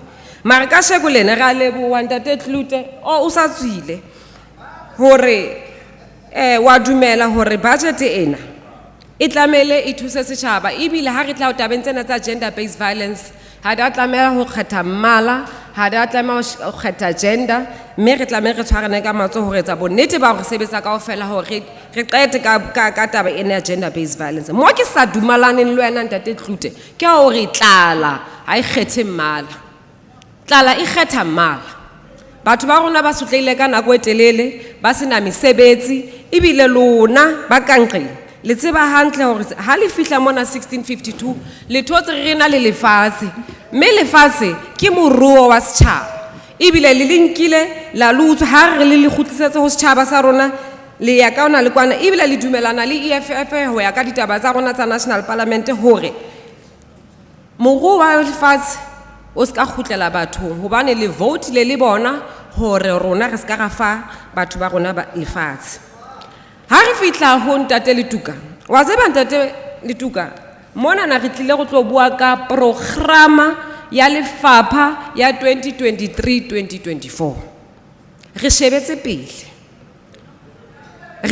pele programa o tlang ka yona ke ya selemo sa ditšhelete se fitileng ebile Metsi Dikoloi ha palama sefalamon o hlalositse hore e khotjwe le maoto a mane re bile le mathata mme re a pele lefapha lena la social development ba ai ba Moqhaka selemong se fitileng sa ditšhelete se movile from an qualified audit outcome which is an outcome that does not look very good but to a better audit outcome which is an unqualified audit outcome jwale ntate Letuka ha ntse re shebisana monana ko kopa re di shebe hantle taba tsena tsa di annual report because taba tso tleng ka tsona monana ke tse nka be re disitse committee ra bua ka tsona mona re tlo bua ka budget vote ya 2023-2024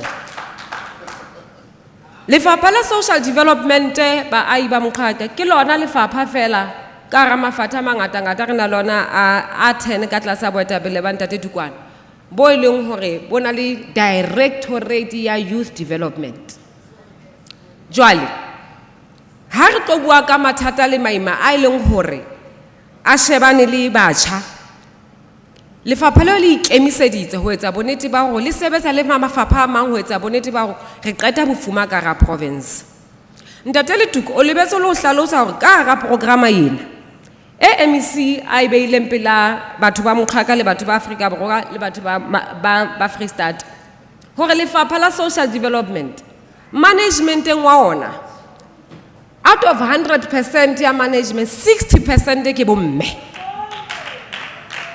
jwale ha re bua ka women empowerment ha re bua women empowerment fela e ka re ra ipopulate re bua ka ntho tse re dientseng ha ba tloa fela bana ba DA ha ba fihla mona ba tlo re jwetsa ka cadre development or cadre empowerment setjhaba sa Moqhaka ke kopa le kana kongwe le shebe parlamenteng man hore DA jwalo ka mokgatlo o reng o emela setjhaba ha o ka sheba parlamente ha ba dutsi ba felletse mono o bo sheka dipalopalo tsa batho ba ka mo hore ke ba bakae ba mmala ke ba bakae ba batho ba batsho ha be ne ba batla ho bua ka cadre development o lo sheba di masipaleng ba leng ho tsona hore ke bo mang ba ileng hore ba sebetsa ka ra di masipala tseno tse ileng hore di etelletswe pele ke bona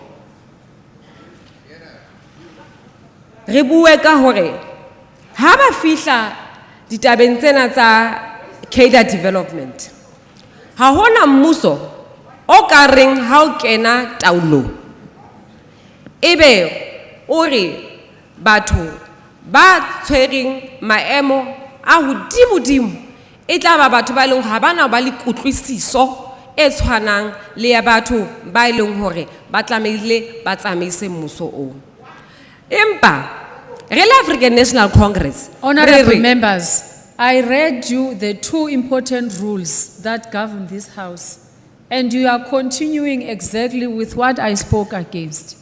So please, respect your house. This is your house, you must respect it. Thank you very much, Honorable Speaker, for protecting me. Merere, whatever, kana kuangwe Honorable Jackelson, ki batla o sheba fela ka monana.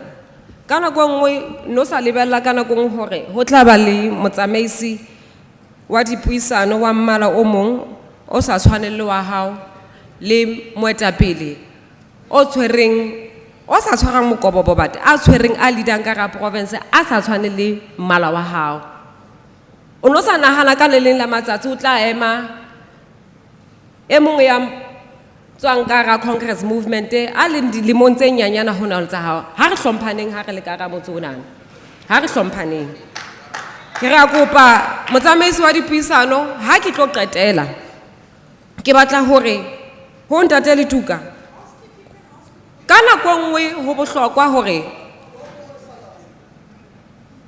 re dumellane hore African National Congress ke mokgatlo wa batho. Social development is a very critical department in terms of making sure that the lives of our people is improved. And at some point, we must appreciate the fact that mo ileng hore re ntse hantle jwalo ka Honorable Klute a buile.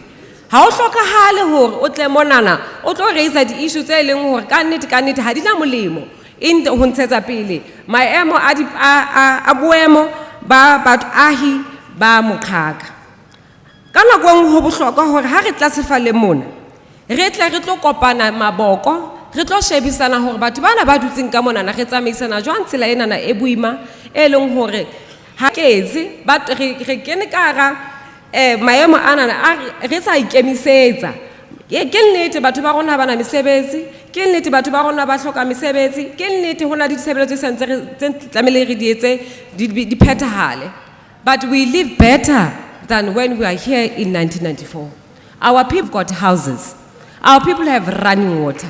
African National Congress, jwalo ka mokgatlo wa batho e etsa bonnete ha ngwana a hlaya o hlala ka ra sepetlele se leng hore se eme ka maemong a lokileng etsa bonnete ba ha tswa mo o kena ka ra sekolo mo leng hore mokgatlo wa African National Congress o etsa bonnete ba hore ngwana o thola dijo sekolong. Mokgatlo wa African National Congress o ye pele o re ha ngwana a ya university o mo patale NSFAS.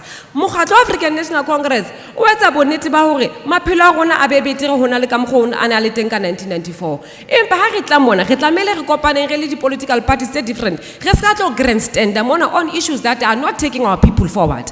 Ours to make sure that Bontate Mandela jwalo ka ile batho ba re lwanetseng ba lwanetseng tokolo re tse bonete their legacy live for the better. E se re tle monana re tlotla re bontshana hore re tseba betere ho le hokae empa re tlamele re tle mona re tlo shebisana hore ana re bopa setjhaba sa rona sa Afrika re le maAfrika re ya pele jwang ho tloa ka tsatsing lena ke batla ho tsebisa setjhaba sa moqhaka hore African National Congress e etsa ka mokgwa e tlamele e etse ka teng hona le bobodu empa ha se bobodu bo ileng hore bo etsa ke African National Congress. Corruption is not done by ANC, but it's done by individuals. And this ANC government is continuing with this project to make each and everybody accountable. Re bone ka issue ya asbestos. Batho ba rona ba hlahela dikhoto hobane re tseba hore hona le maima le mathata.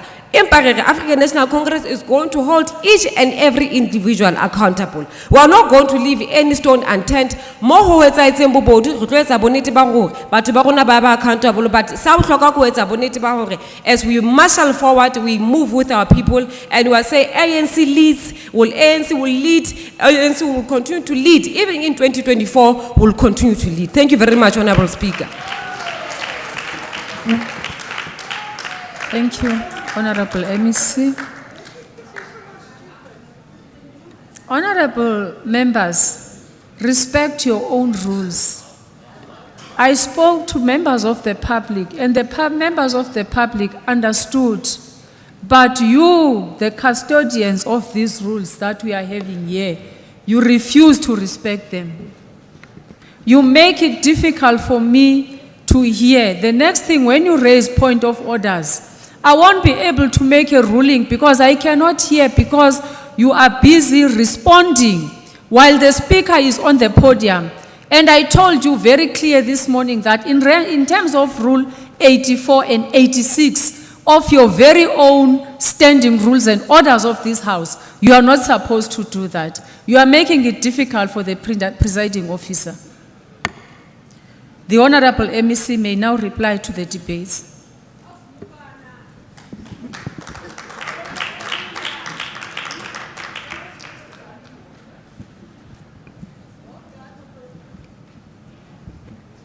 Ke a leboha motsamaisi wa dipuisano. E re ke qala fela ke re hona le ntho tse phoqang. Motho a tle mona a tlo phoqa. Ene ke tla qala ka Honorable Letuka.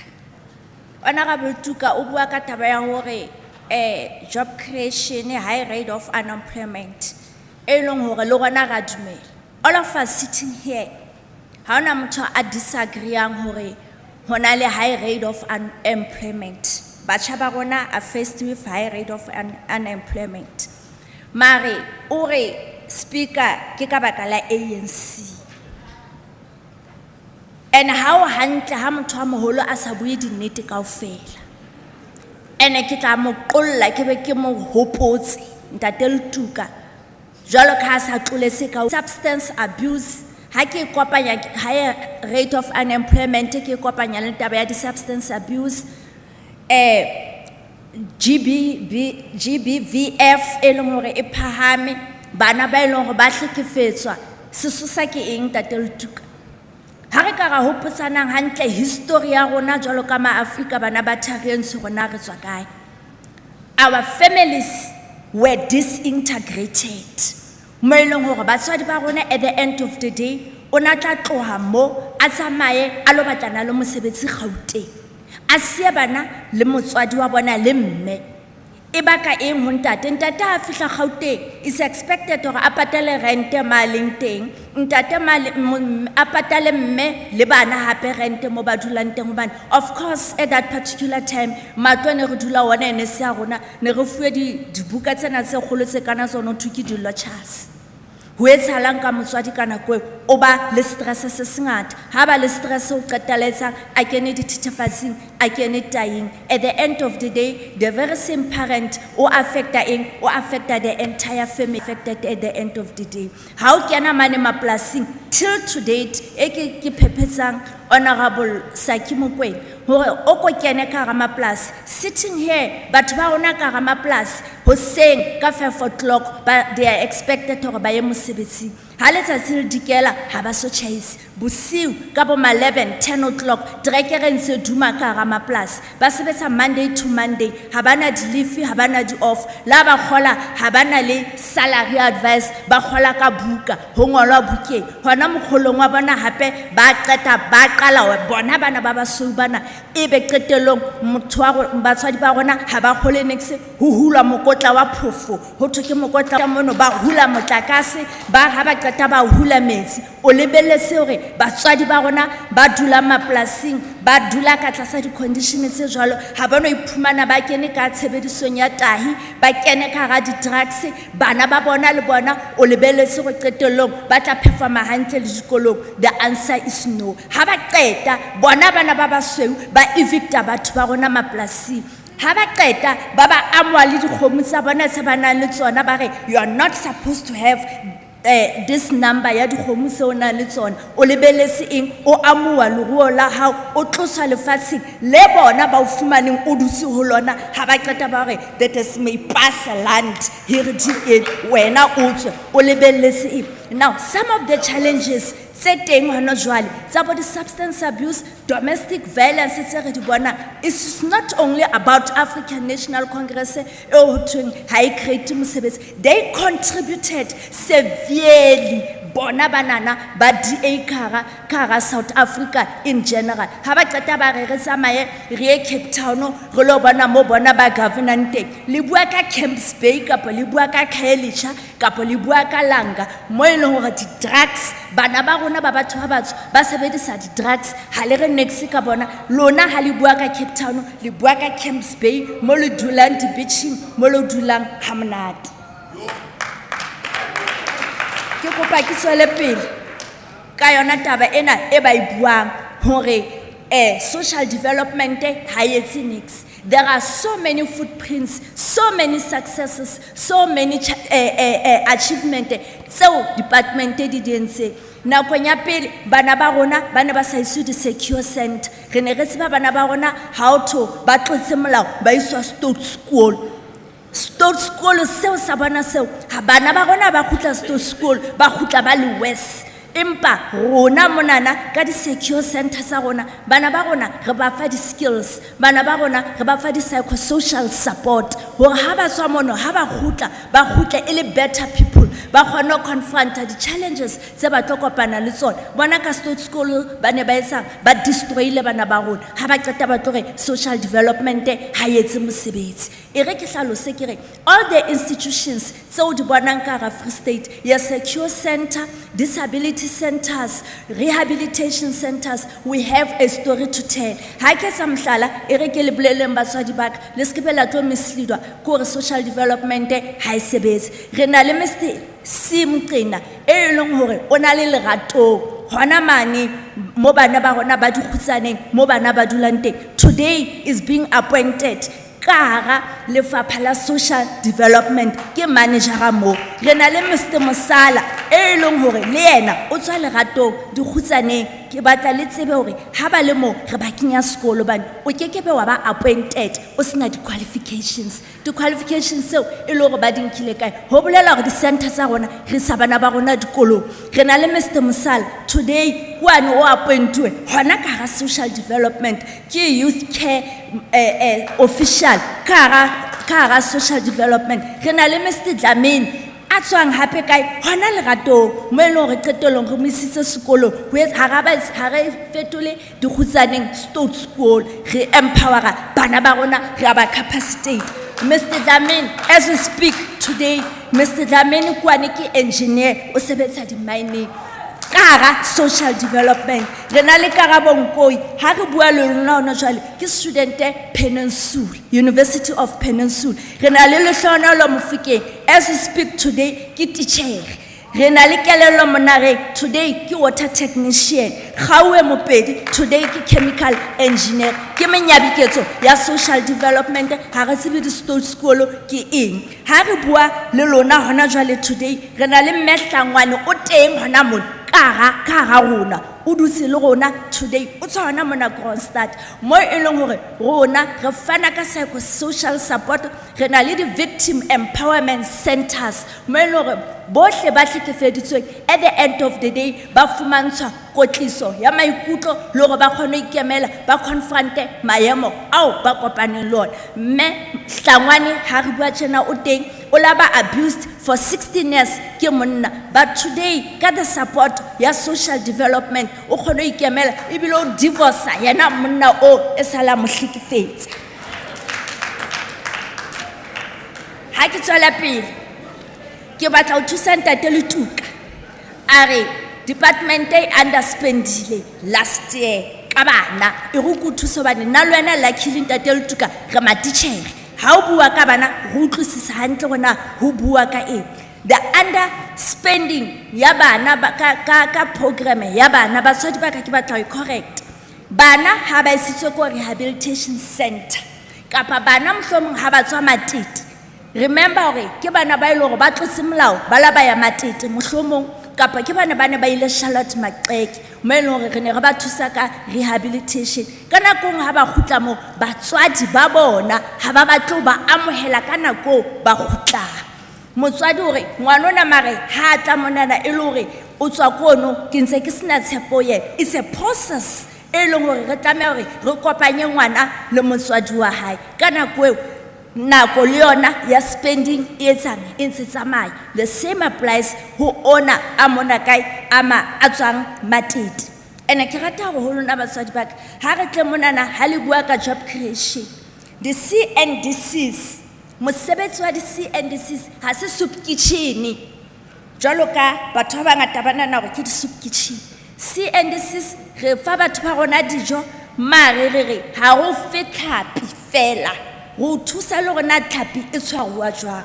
We then empower them hore ba kgone hore ba etse ba develop their own programs. Re na le motjhamane Virginia today o rekisa pizza ba ebisa ka gore ke kasi pizza ka program ya eng ya di CNDCs o kena mona le jolo putswa. Re na le bomme ka program ya di CNDCs they had managed to establish their own corporation. And ke qetelle ka hore a social ill behavior is not social development alone issue, it's a societal issue. Ho bolela hore e re batla kaofela including le opposition. Thank you. Ke rata ho leboha le Joloputswa district ka the excellent performance Ntate Khalipa, le performe Thank you, hantle ka Honourable GBF. MEC. Ke a leboha.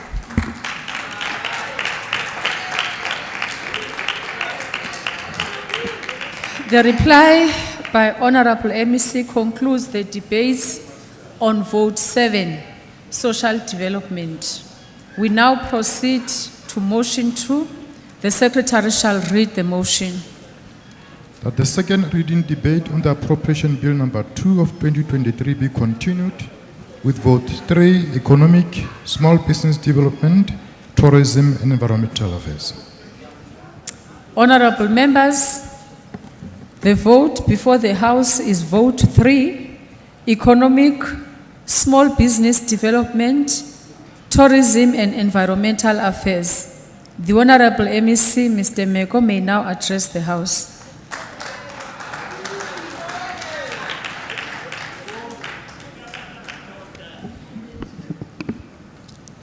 Tsamaisi wa dipuisano, Premier wa Freistata, colleagues in the executive, Bomajoro ba rona, Marena a Khabane, heads of the departments, organized business formations, business owners, investors from our country and internationally. I've seen some. Most importantly, our SMMEs. Madam Speaker, our policy statement for this financial year, more than anything, is a framework for reference so that provincial government takes certain decisions differently owing to the economic conditions. But quite importantly, for our people in this province to be able to take decisions. Madam Speaker, the budget vote speech will be premised on an important relationship between economic development and social justice. It is our strong view that it is impossible to speak of morality without premising it on economic and social justice. To justify our point, we want to quote one scholar, a German philosopher, a political economist, Dr. Karl Marx, when he popularized the slogan, "From each according to his ability, to each according to his needs." This slogan seeks to advocate for a society where social policy is based on free access and the distribution of goods and services, and quite importantly, capital. It is a type of society that is envisioned in the ethos of our historical document, the Freedom Charter, which calls for, amongst others, the people shall share in the country's wealth, the land shall be shared among those who work it, there shall be work and security. Until such time that we deliver the type of society mentioned above, we must all be engaged in a program for fundamental change. The achievement of democracy provided South Africans with the opportunity to pursue economic growth, development, and redistribution. Yet we are only at the beginning of an historic transformation of the South African economy, a transformation which aims to realize our vision of the economic base of the National Democratic Society. The approach of the department on the economy is informed by the understanding that economic activity is not for its own sake. We are contending that the economy is not a mysterious system existing outside of society, but one which serves society. The economic trajectory of the province must be informed by the collective effort all of us participating. That's why it is key to mobilize social partners around economic growth and development in the context of the character of our country, which is the mixed economy. Madam Speaker, we tabled this budget vote during a very historic month in the history of our liberation struggle.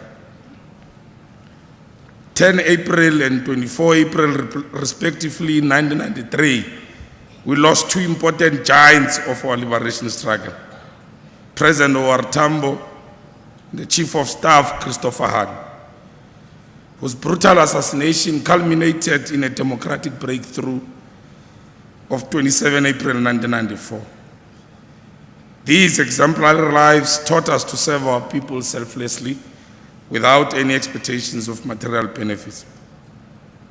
The freedom we enjoy today was ushered as a new dawn, and many couldn't suppress their emotions as we were reminded of the terrible past from which we come as a nation, the great possibilities that we now have, and the bright future that beckons us. And so, we ululated to mark a historical day in the life of our nation, and quite importantly, renewing our common loyalty to its future. For 29 years, the ANC economic policy interventions have moved South Africa decisively towards a more inclusive society, as millions of our people have been brought into the mainstream of the economy. This process is ongoing. Much further work is required to improve the lives of the millions for our people who continue to live in poverty and despair. The most effective way to overcome these challenges is to move our economy into a new growth path of inclusive growth and employment creation, as the State of the Province Address has instructed. It is through changing the structure of the South African economy that inclusive growth will become possible. Inclusive growth cannot occur if those who are excluded are not given fair access to economic opportunities. To be truly inclusive, economic growth requires structural change. I want to overemphasize that particular one. Henceforth, the task of influencing economic growth and development must be anchored on an aggressive approach to decisively resolve the three interrelated challenges of poverty, unemployment, and inequality. Democratic breakthrough want to have a meaning, especially to the vanguard of the South African struggle, as those who stand to benefit from its victory, and of course those who participate towards the deliverance of that victory. And these are Africans in particular, and black people in general. These are lessons derived from history, not our fabrication. Madam Speaker, on the state of the Free State economy, just in brief. Over a period of 10 years between 2011 and 2021, Free State economy grew at an average rate of a mere 0.46%. In the same period, Free State contributed 4.9% to the South African GDP, which was a decrease from 5.1% in 2011. It is expected that the province's economy will grow at an annual average rate of 1.5% to 2026, and will still contribute 4.9% to the country's GDP. Growth in the province GDP will mean an increase in the ability of the economy to create employment. And that's why it is important that we've got to make this point. In 2022, Gauteng contributed 35% to the national GDP. KZN 16%, Western Cape 14%, Mpumalanga 8%, Eastern Cape 8%, Limpopo 7%, Northwest 6%, Free State 5%, and Northern Cape 2%. In the province, the community sector was the largest within the Free State economy, accounting for 27% of the total gross value added. It was followed by finance at 20%, trade sector 12.5%, manufacturing and mining combined around 10%. That's why our argument that mine is becoming a sunset industry, and there's got to be deliberate action to look at it. Agriculture 6.8%, electricity 3.4%, construction at 1.6%. When looking at the contribution of the district to the Free State economy in 2022, Mangaung is topping at 40%. Garipe is the lowest at 3%. You'll understand why certain intervention at a later stage, given this economic data. Fezleda 24.6%, Thabo Mfutsanyana 17.6%, Lejoli Putso at 14.5%. At the end of the 2022, the Free State working age population stood at 1.93 million. Out of this total, 794,000 were employed and 419 were unemployed. Premier made a point about the fact that half of our population is grant dependent in the State of the Province Address. The province official unemployment rate stood at 34.6% in terms of available data in 2021. 1.85 million people were living in poverty using the upper poverty line definition. And we can tell with authority that this number accounted for Africans and blacks. This information is important because it helps us to take certain decisions. What decision, when that decision, and how that particular decision. To turn the economy of the Free State around and to address the socio-economic challenges facing our people require bold action in terms of support provided to businesses and creating a conducive environment for a private sector investment in the economy, which will include national and international. The department with the mandate to drive economic development in the province will receive an average share of 1.5% of the provincial budget. By way of comparisons, other provinces will receive 2% and above of the total budget. KZN 2.3, Mpumalanga 2.5, Limpopo 2.2, Eastern Cape 2.18, Northwest 1.9%. All those comparisons are unfolding. The highlights of the 2022 financial year, the things that we said to our people we are going to do. In terms of waste reduction, 25 landfill sites were audited for compliance to date. 100% of received waste license applications were issued within legislated periods.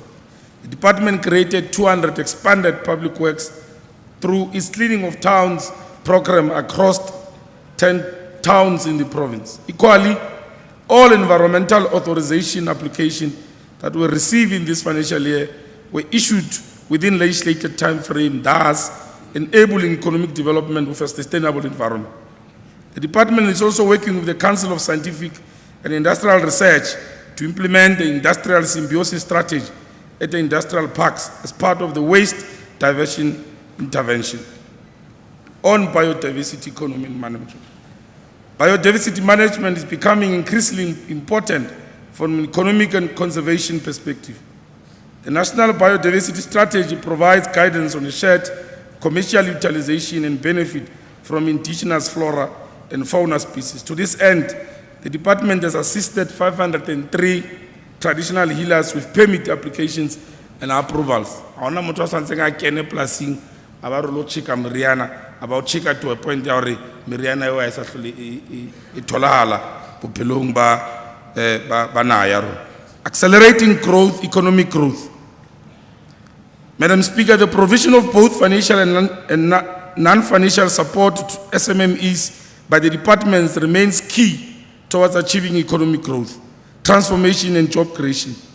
We have funding and marketing intervention success stories, such as that of Ntate Paladi Matsule of Sebata Maize Mill in Frankfurt, producing maize meal and samp, marketed through major retail stores and exported to countries such as Lesotho, Swaziland, and DRC.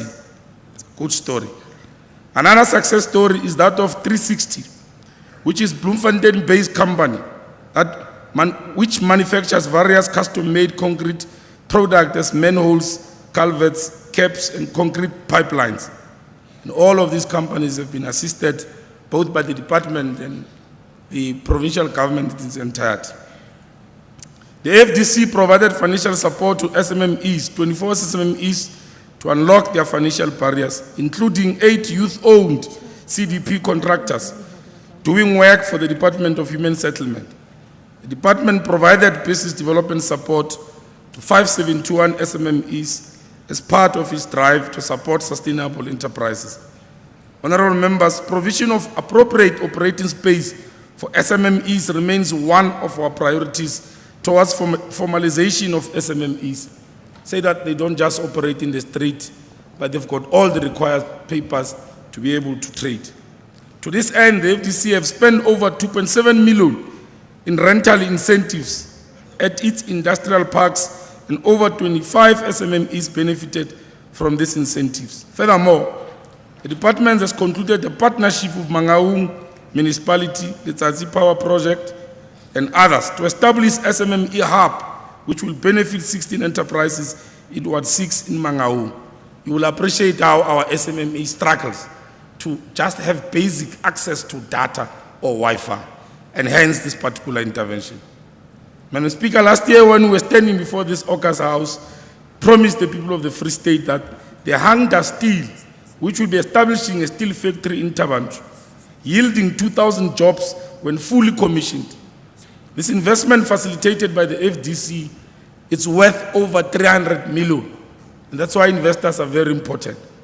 We can report that the department itself spent around 11 million in enhancing the electricity capacity at this particular project. Madam Speaker, despite the challenges of both electricity and water supply, industrial parks continue to attract investment into the province due to various incentives provided by FDC in attracting new investors. Matsiti, a hula, ki ha o fana ka lefatshe, ha o fana ka ntho tsena kaofela tse le hore di tla thusa hore o kgone ho etsa dikgwebo dibakeng tseo tse itseng. E nngwe ya tsona ke ditoropo tse hlokileng o fumaneha metsi le motlakase. Very important incentives. The high unemployment rate amongst young people remain a pressing challenge for the province. To this end, the FDC has been working with various public and private partners on training youth on various skills relevant for our economy. 3520 participants have benefited from a total investment of 59 million. In the next 2 years, the FDC, together with its partners, will roll out a 12-month skills program focusing on specific areas with high employment absorption potential, including the relevant district owing to the economy of those districts. The estimated investment in this program for the next coming 5 years will be around 500 million, which was sourced from the National Departmental Finance Institution. Towards industrialization through value chain beneficiation, our core program as a department and as a provincial government, which to a certain extent will also include municipalities. Value chain economic transformation approach remains a foundation for economic transformation in terms of ownership pattern and the structure of the economy. We said there will never be economy that develops, that grows and redistributed without attending to the structure of the economy. We did make that point. The approach has given direction to our economic sector master plans. Our approach to leverage state procurement, charity start at home. Before we go engage private sector, let's start with in-house capacity, state procurement, to support local businesses and our overall approach to economic reconstruction and recovery. Kayena approach, re batla go phamisa sekgahla sa ho fehla mesebetsi. Re qala ka tse ka hore ha o fara kgwebo business, he must be able, government must be the first market hore a kgone ho sustain a ska shwa hobane ha emela batho ba kene one by one e ka nna ya mo bakela mathata. Madam Speaker, the Free State Province government has identified state procurement as one of the levers that can be used to stimulate industrialization and value chain beneficiation through the support of locally produced goods and services. Local production, local consumption. Of course, there will always be an interlink with outside economy, other provinces, and of course Africa, Lesotho, and the rest of the world. The department will ensure that this framework is implemented from this financial year, and it can help to stimulate, in particular, quite critical, the township economy. As I said, Clarence begins also. Muruo wa batho ba rona mo ba dulang teng o nkuwe ene re tshwantse re o kgutlise. The Provincial Procurement Regulation of 2022 require organs of state to develop procurement policies which take into consideration key developmental programs and provides for points to be awarded for local sourcing and production targeting specific groups such as youth, women, and people living with disabilities. The department will sign a memorandum of understanding. I know one to strategy. We sign a memorandum of understanding for sister department so that we're able to say everybody else has got to contribute towards this thing that we want to achieve in the economy. This will ensure that participation of local and township enterprises in the value chain of various commodities procured by organs of state can be given a practical meaning. By Yala Tamati, unfortunately, the established business is not consuming their products. And we've got to be able to create them a market, especially now that it's us who gave rise to their establishment. The step will ensure that the framework is implemented and the participation of local enterprises in the value chains of various commodities procured by organs of state can be given a practical meaning. That's the point we're making. The department is also working closely with big business who are taking as well value chain beneficiation in the private sector, which will be mining, agriculture, logistics, finance, and all other areas of the economy in the province, to also open up procurement opportunities for local enterprises. But we're saying, let's step up this relationship. Private business has got capacity to be able to help us to build our local economy, in particular in our townships. Trade and investment promotion. The natural gas find around Virginia is a game changer for the economy of the province at large, but the economy of Machabeng in particular. The natural gas is very pure, which makes it easy to liquefy, thus making it easy to transport. The natural gas contains one of the richest helium concentration recorded global. That's why helium is balloon fell. But very powerful ingredient. Helium has got an important industrial application, such as manufacturing of fiber optic cables, cooling agent for MIR scanners, LCD panels, and semiconductors. The department will commission a feasibility study to look into the possibility of establishing a special economic zone in the area in order to take advantage of the opportunities presented by this gas find. We recognize investment as a most crucial determinant of economic growth, whilst a number of municipalities, development finance institutions, and departments may have their methods of providing incentives to attract investment. We realize that such efforts are not coordinated and they lack harmony. To this end, we've finalized the development of a procurement incentive guideline which seeks to integrate our investment attraction efforts as a province. The Premier speaks about a sleeping giant which must wake up, and all of these efforts are intended precisely to pursue that particular axiom. More will be done to reduce the cost of doing business in the province in order to attract and retain private sector investment. Our department's research shows that the cost of doing business is relatively high in the Free State than in other provinces. We will engage in particular, in fact we have started local government to ensure that this province is attractive to investors by lowering the cost of doing business. An example is the property rates in municipalities. And we are not arguing otherwise. All what we're saying is that it disincentivizes investment in the provincial economy. Madam Speaker, as part of our drive to attract both local and foreign direct investment, we will host the Free State Investment Conference with a particular focus on infrastructure, mining, and exploration. The department has identified strategic assets that will form part of catalytic project to drive economic activities. Some of these identified assets are the state-managed resorts, Pakisa Raceway, and Welcome Airport. The department met with Machabeng local municipality to find investors who can invest in Welcome Airport and to turn it into a multimodal logistic hub with various facilities, including possible international cargo and domestic passenger port facilities. We are in the process of soliciting private investors for the Pakisa Raceway to conduct various developments in the raceway area, with the possibility of establishing a convention center. A number of investors are interested in investing in this asset, and we're confident that around 400 million will be pumped into the economy of Machabeng municipality. And once this investment is realized, the facility has already attracted a significant race of Racing Federation rally scheduled for 6 and 7 October 2023, sponsored by Renegade, a company which is running the Kese project. We're turning Machabeng as a second economic powerhouse in our province. Setjhaba se tla una molemo ka mesebetsi e tla tholala ho tswa project ena e bohlokwa e kgolo kana kana. Through FDC, we're continuing to support SMMEs in critical value chain. Everything else we do must be value chain with localization potential. This means that the FDC property, SMMC, trade and investment units should be at the forefront of ensuring that SMMEs are provided with appropriate support. Our intention is to deal with the red tape of the entities.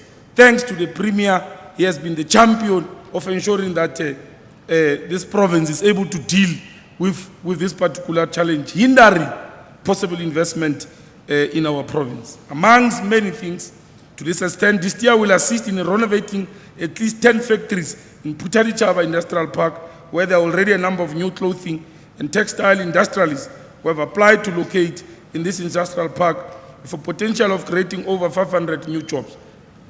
Every time an investor comes and wants to sign a memorandum of understanding with us, says, give me factories, hence this particular investment.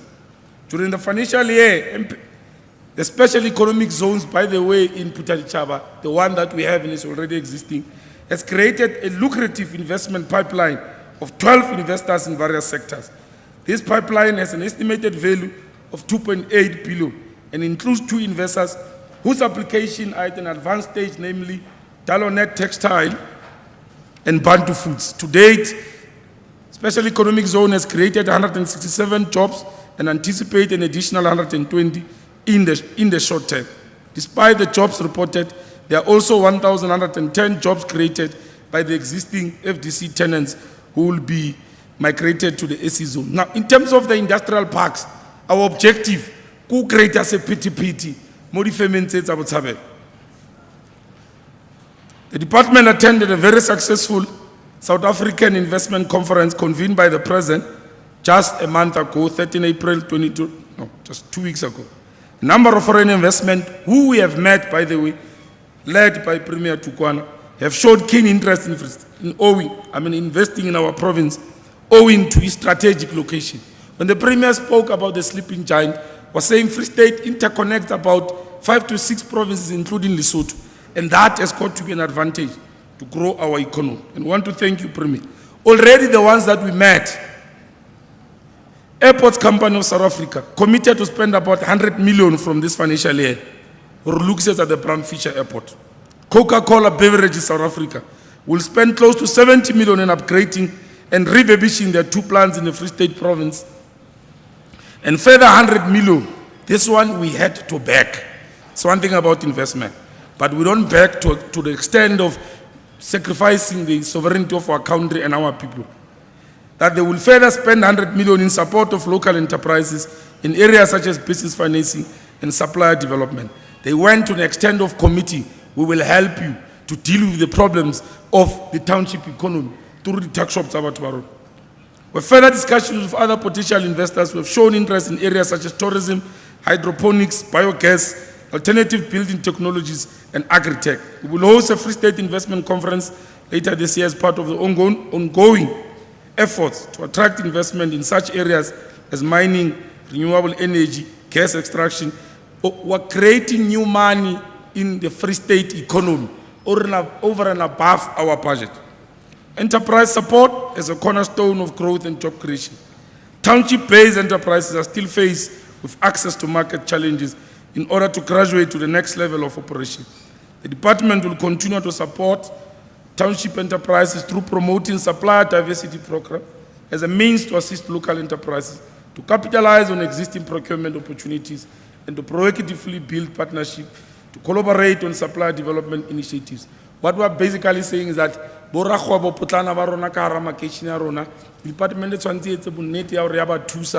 if ba thusu or ba etse mosebetsi o itseng o tla contributa le mosebetsi le economy ya rona re tshwantse re etse bonnete ba hore re ba create these opportunities and re etsa le hore ba tsebe hore where are those opportunities.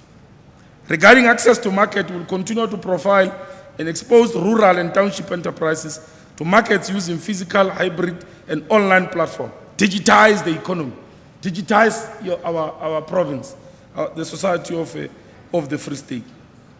An example is pop-up markets program in collaboration with CEDA and many others. The attrition rate of SMMEs is attributable to lack of inter alia streamlined needs-based non-financial support services for SMMEs. This means that financial support on its own is not sufficient. We also have got to provide support through training. And in this context, the department will continue to offer business development and support services to SMMEs to mitigate their risk of failure. We're happy to announce that the department has received funding approval of about 5.5 million from Mayor Sita for support of SMMEs in the automotive sector. Thank you very much, Premier, for leading us in this progressive direction. In financial support, the department will sign a memorandum of understanding with the National Empowerment Fund, quite key, with a provincial growth fund following other provinces. Create this fund. It must then help you to grow your economy in the province. Especially the enterprises owned by youth, by women, people living with disabilities, access to financial instruments to support their business. The department will develop a detailed brochure that outlines available funding opportunities for SMMEs, both in private and public sectors, and will continue to link SMMEs with national department, with national finance, developmental finance, as well as commercial banks. Our intention is to enhance this uptake of available enterprise support instrument, but this will also pursue digital to ensure that, because SMMEs must have access to information in terms of opportunities and where to get assistance. By a click on the phone, that information must be able to be accessible. Motjha a dulang Senekal, a wholly provincial government in Bloemfontein, a dulang Johnskroon, Stensres, Smithfield, must be able to access such type of services as part of their support. Honorable members, the growth in the demand for hemp products worldwide present opportunities for the province, refine industrial hemp into commercial items such as hair products, skin product, textile, and animal feed. An instruction from the state of the province address. We will be working very closely, and we are very excited that the MEC of Agriculture did as well mention this particular project. So we'll be providing assistance for a processing plant in Kharib district. And that's why I said link that analysis of the 3% contribution of Kharib to the provincial GDP with our interventions. Digitize the business and improves efficiency and cost saving.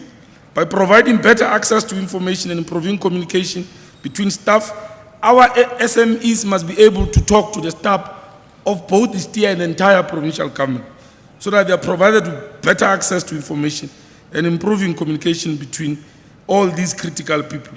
Notwithstanding these benefits, most SMMEs in the developing world still lag far behind than their peers elsewhere in the world in terms of adopting these new technologies. In this regard, we will continue to provide both financial and non-financial support to the Phuthaditjhaba Digital Hub, which is critical in assisting local SMMEs in developing and adopting new digital solutions. In this financial year, we are allocating around 31.779 million for facilitation of both financial and non-financial support programs for the Free State-based enterprises, our SMMEs. Energy security as an enabler of investment.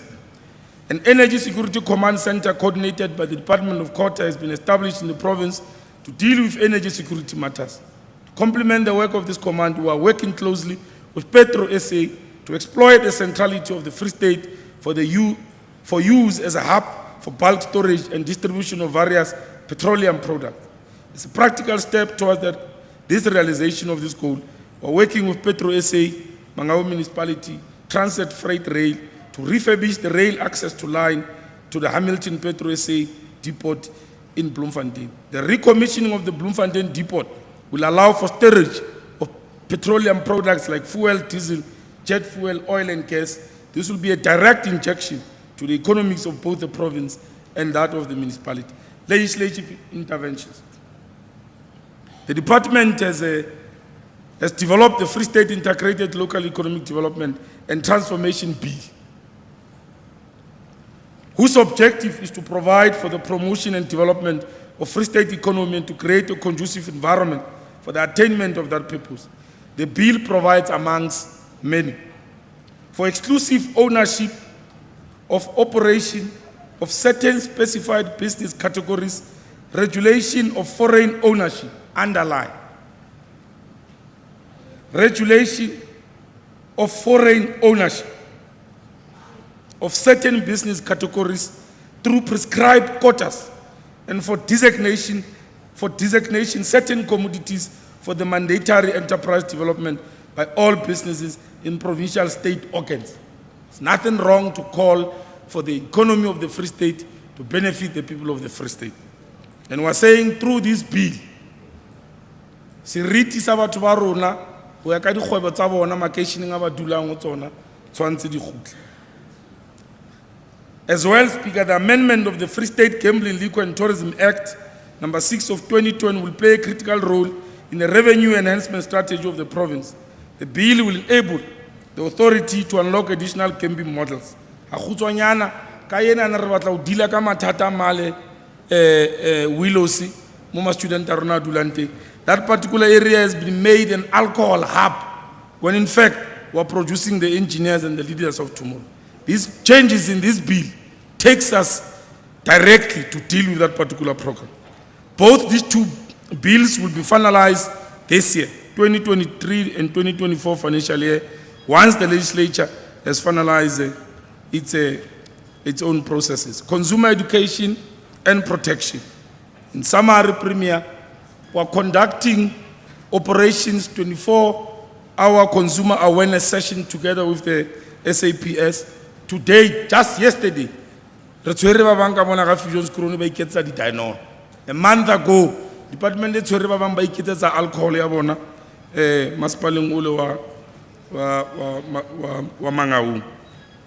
on tourism.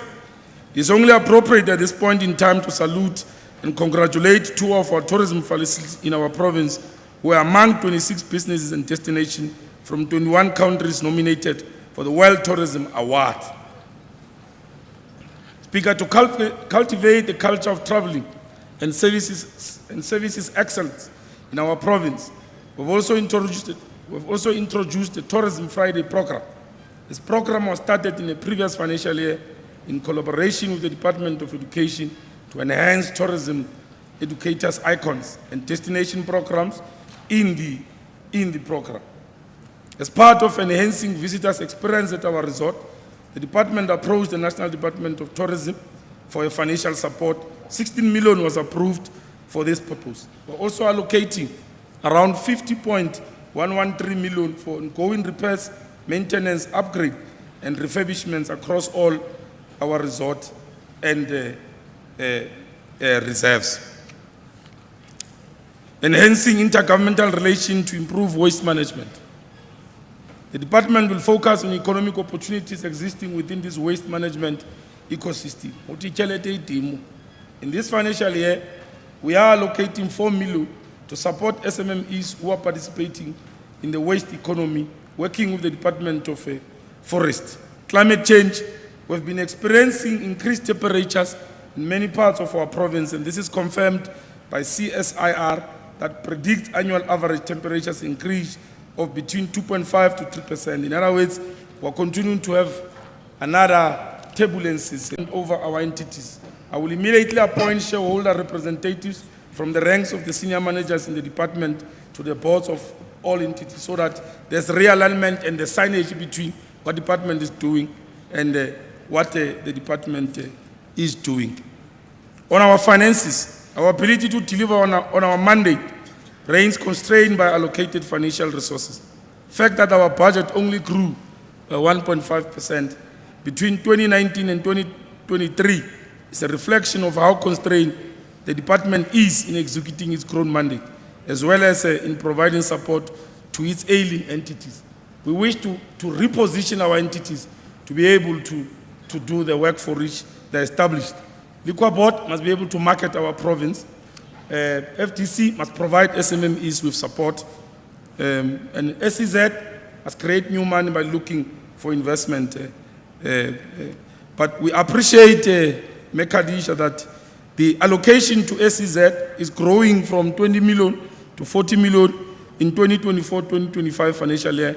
And we are confident this budget will create the necessary capacity to increase SEZ overall performance.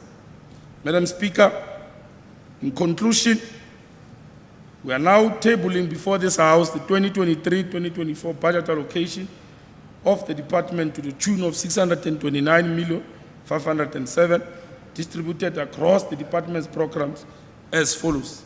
Administration, 190 million. Environmental Affairs, 208 million. Economic and Small Business Support, 216 million. Program Tourism, 13 million. Honorable Speaker, I would like to take this opportunity to thank my organization, the ANC, for showing confidence in me to lead this difficult portfolio. I thank the support and guidance of the Portfolio Committee, my colleagues within the executive, the HOD, officials in both the department and entities, and of course, my family for always providing me with the necessary support. I thank you.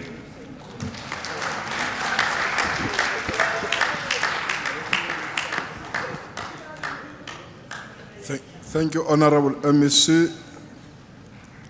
TP, I like the pit part of it. Meko. We proceed to the debate on the MEC's presentation of the budget vote of economic, small business development, tourism, and environmental affairs. I will now go to the debate and call the chair of the committee, Honorable Ngangisa, to take the podium.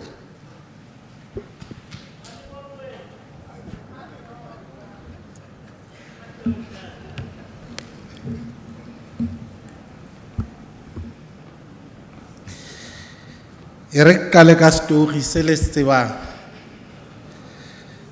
Alice Rati Maralezi Nexikaso Recron starter mona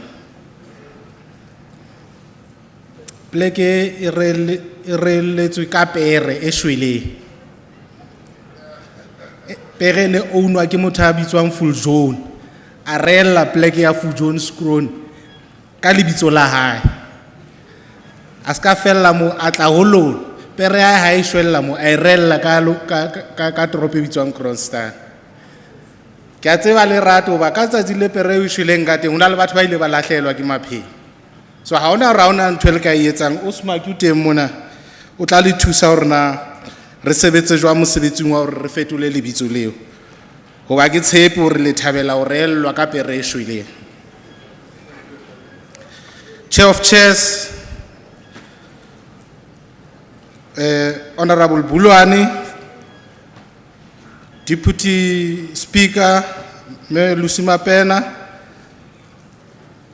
Ntate Mxolisi Tukwani, your absentia. No, you are starting again. Members of the Executive Council, Leader of Government Business, Ntate Makume, leaders of political parties, honorable members, Executive Mayor of Mukaka, Pratoy, mayors and councillors present here today, ba aiba Freistata ka kakaretso dumelang le batho ba media. Let me on behalf of the African National Congress welcome the budget speech made by our own Phuthaditjhaba Pete Meko, a son from here in Mukaka municipality himself, was born and raised in the dusty streets of this community. Uitswela Hunters Flakwa. It is the difficult economic challenges that he grew under which have driven him to be where and what he is today, astute, clear political leader. Due to these challenges, he grew as a leader in his peers in the student movement and in the African National Congress Youth League. We are further encouraged by our close proximity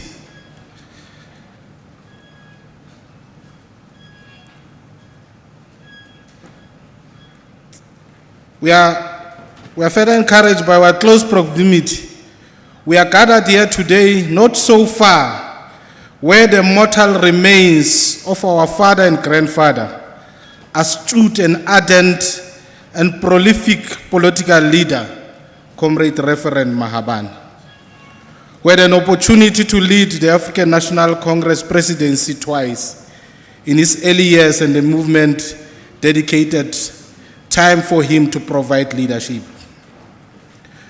We raise our eyes to the mountains and appeal to our ancestors to be with us and ensure that as we present this budget speech, we're in a position to develop and implement for the people of the Free State.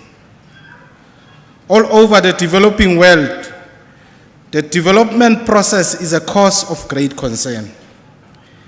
In our country and all other countries, development planning has created conditions for a substantial proportion of the population which are far from satisfactory or dignifying. Evidence of acute deprivation and almost inhuman degradation is sharply presented itself everywhere, both in urban and rural areas. Their condition stands out most sharply because of the presence of a minority of really wealthy individuals concentrated particularly in the metropolitan centers, and in our case, also in secondary centers.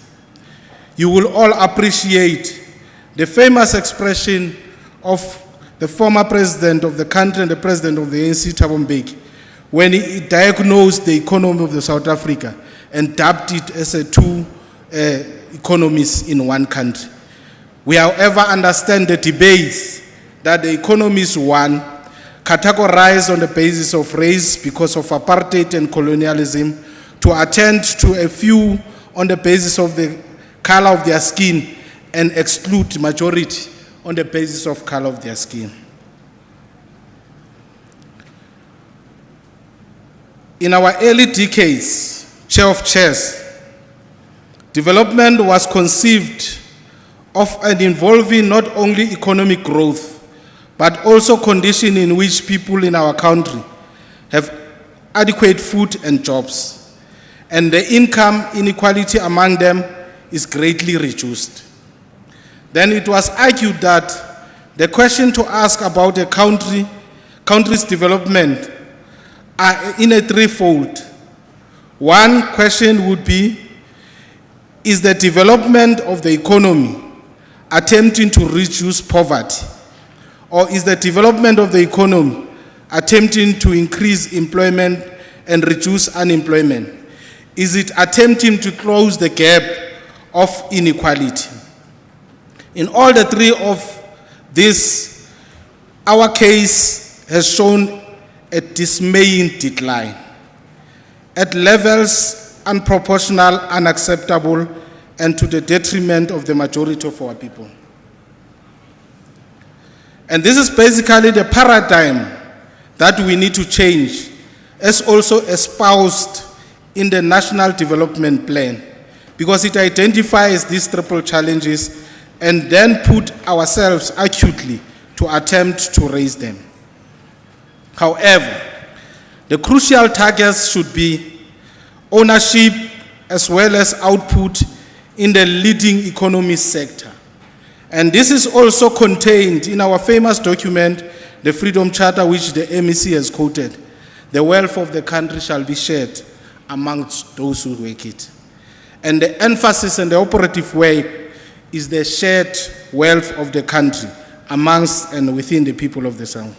And we appreciate that for us to move forward to sharing the wealth, the premise must be to build that wealth to an extent that we are able to utilize it for the benefit of the country. Secondly, consumption patterns that economize on foreign exchange, institutional capacity for research and negotiation, and lastly, cultural goals of the province. There's no economy anywhere in the world you can think of is not based on the culture of that particular country. And it is prudent for us as well to reconnect with our culture to enhance our economy, because it forms a critical pillar in us driving our economy forward. Against this background, the development of society or country is seen as essentially a transformation of its mode of production. Mode of production refers to elements, activities, and social relationships which are necessarily to produce and reproduce the real material life. Chair of Chairs, as the honorable member presented his speech, we listened clearly as he presented plans of his departments and in the current financial year. We are happy to see that a lot of emphasis is laid on basic requirements to ensure that the Free State is a force to be reckoned with.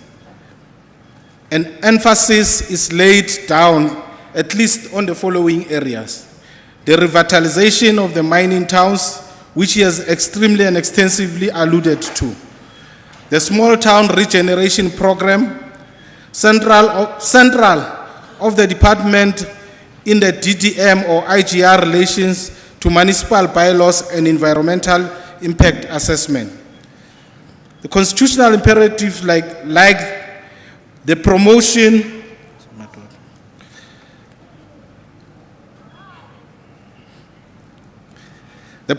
of social and economic development and promotion of safe and healthy environment. Centrality of the department in the relationship between the mining towns, mining houses, and government is crucial and essential. MEC, we want to urge that please take advantage on the economic prospects of a town called Itimbek in Kopano. There's a prospective uranium mine in that area that can enhance the economic situation of that area. We therefore, MEC, support this budget. We urge you to use the economic advantage of our province, coupled with the fact that ours is a youthful province, to develop youth development programs, particularly through the All-Power National Youth Service Program, with its emphasis on the following: community service, accredited learning, and exit strategies opportunities. And that's why we say on behalf of the African National Congress, we accept and do agree with this budget. We spit on capitalism, which is never sustainable, which is influenced by greed, which is not building any community, which is negating Ubuntu Butubaron. I thank you. Thank you very much. I'll continue the list. Honorable Klute.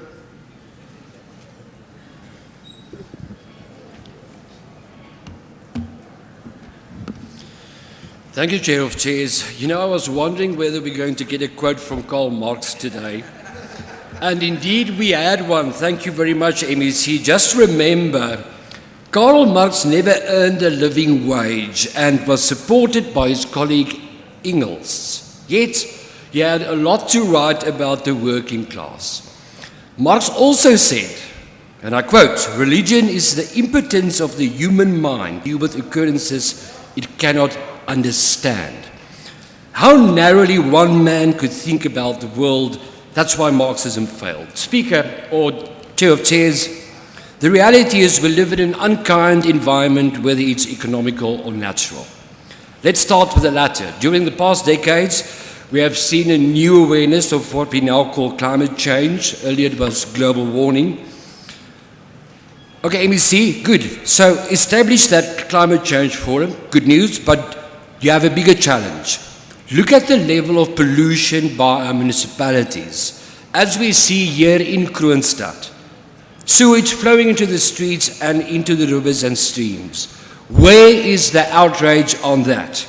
Refuse sites are not being up to standard and litter being blown all over the place. And yes, most of these issues are related to municipalities, but we cannot sit back and see our natural resources being destroyed by pure municipal management. This department has a significant role to play. And there's maybe a good reason why this department joins the economy and the environment, although I think it might not be intentional. Let me explain. Research now shows us that as economies, open economies, grow and flourish and people are lifted out of poverty, more people take more elephant for the problems. And I look forward to hearing from our Pakisa will be repurposed for their by the Gambling, Liquor and Tourism Authority. Just quickly, the province has spent more than 9.4 million on the roadway in 2 financial years, while it was only being able to bring in income of 1.2 million rand during this time. That is Marxism in action, MEC. Thank you very much, Honorable Klute. I will now give Honorable Kadisha Brown.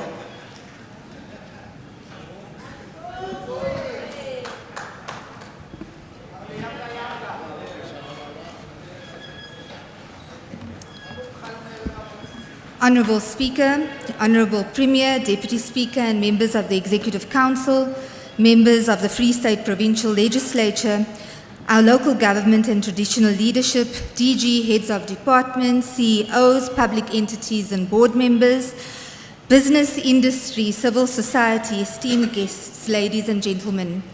Madam Speaker, if you would allow me to outline an extract from the Presidency's Monitoring and Evaluation Report, which reads as follows.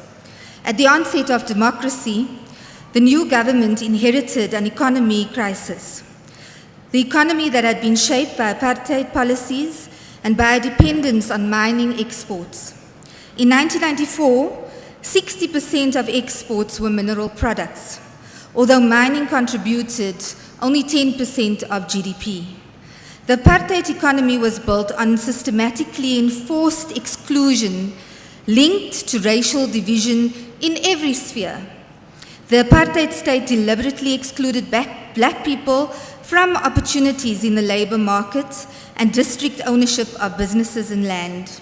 It limited investments in infrastructure and services in black communities, and black entrepreneurs were denied access to industrial and retail sites, as well as credit.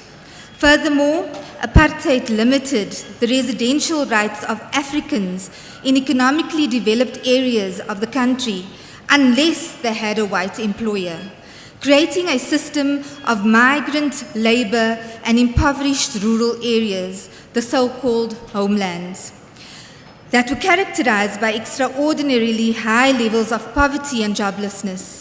Large white-dominated conglomerates controlled large parts of commerce and industry. There were high levels of concentration in most industries. Many industries were highly protected and spent little on investment, research, development, or training. At the same time, small and medium-sized enterprises were undeveloped. International isolation resulting from economic sanctions, import substitution, industrial and educated workforce and skill shortages, a high cost structure, and an eroded manufacturing base. This led to the 1980s, where there were immense job shedding, especially in agriculture and mining, and manufacturing and services did not expand enough to compensate for this loss. And after 1980, unemployment became a key factor for our South African economy, and inequality and poverty too. So in 1995, it was estimated that only 28% of households and 48% of the population were living below the poverty line. Black women, youth, black people in the former Holland areas were likely to be the most impoverished, the most poor, the most unemployed. And with that structural inequalities, we are now working towards an environment and an economy that not only has to catch up in driving and maximizing this economic growth, but allow me to expand. Between 1990 and 1992, the country's GDP per capita also declined in this period, and I'd like to make a specific outline towards, other than the outstanding domestic debt, the high rates in debt, the deficit under our control, we found that outflows of capital had been much more fluent throughout those times. South Africa's economic growth improved dramatically post-1994 during the transition to our democracy. Our GDP in 1994 was $136 billion. Today, in 2022, our GDP is $420.28 billion. That is the new estimates by World Bank. Now, if I could analyze that very quickly, Between 1960 and 1994, 34 years under the apartheid government, the GDP of South Africa grew by $127.3 billion. But during our democracy in 1994 and 2022, only in 28 years, our GDP grew by $284 billion. That it more than doubled in a shorter period of time. And that is a brief reflection of an inclusive economy that is due to the policy and laws of this ANC-led government. And this is what our ANC-led government has produced. Honourable Speaker, further to that, Nelson Mandela Foundation outlines that the immediate interests of the overwhelming majority of South Africans and people lie in carrying out the fundamental change, a national democratic revolution which will establish a united, democratic, non-racial South Africa. And it focuses on the Freedom Charter. Two aspects that I'd like to highlight. The people shall share in the country's wealth, and the land shall be shared among those who work it. Now, to satisfy that needs, Honourable MEC, we've got a vital role to ensure that we rapidly develop our economy in those major sectors. And it's not going to be an easy task to pursue our national democratic revolution, MEC. As difficult as the current economic environment is, and I assure you, MEC, that as much as the global, domestic and provincial economic odds seem to be stuck against your sector's mandate, we are in this together. As a team, we will thrive. We are a resilient province after all. And your department's vision brought to you today is so aligned to what it is that you anticipate to implement over the next couple of months. Number one, we do admit that this budget is and will never be sufficient for the task at hand. It is therefore that this executive, we will work together and ensure that we've got leverage of national, provincial, public procurement and external funding to execute your mandate of providing a conducive environment and for economic growth. Number two, you, MEC, you've outlined 11 sector master plans as a guide for development of economic reconstruction and the plan. And the following pillars talks to the Premier's vision of the central location become a logistics, distribution and industrial hub of the country. And that is to increase localization through ensuring that SMME across various value chains have a requisite capacity to supply goods and products for our Free State markets, unlocking barriers to entry for new entrants into our markets, ensure transformation of key sectors of our economy, specifically for previously disadvantaged communities and rural enterprises, and advance requisite skills, technology, innovation to those identified sectors such as agriculture, manufacturing, due to their potential to create more jobs. Number three, the drive towards a circular economy by this department, which is premised on integrated waste management strategy and environment overall. Number four, the development and support to SMMEs remain very important for our economic stimulation for the much needed employment opportunities in our province. Five, the refurbishments of our industrial parks in partnership with the private sector. It is commended, MEC, and the planned renovation of your 10 factories in Phuthaditjhaba Industrial Park and the expectation of the enormous job opportunities that could be created augurs well for economic prospects of this region, as well as the investment promotion and attraction of much desired pipeline of foreign and local direct investments. Number six, MEC, your Maluti Apufung SEZ plans to renovate small factories ranging from 250 to 400 square meters, and that then creates an impetus towards the further delivery of the alluded 12 investors to the value of 12 billion in the Maluti Apufung SEZ. We are delighted to note these developments in that space. Number seven, the support to local and rural enterprises, the bill that should be passed in this legislature. We are delighted by the efforts of the STIA in assisting local enterprises to maximize the available procurement opportunities not only in provincial government but also in the private sector. The assistance provided through your procurement machinery, the bill, the procurement strategy of the province, we believe that these are all tools to equip us to upscale enterprises that are much required.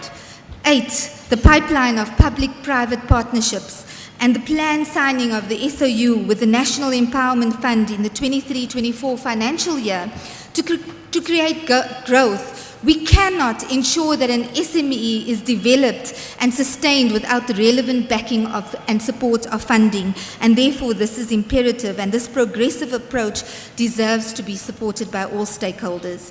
Number 9, your tourism industry, which is responsible for planning, development and transformation.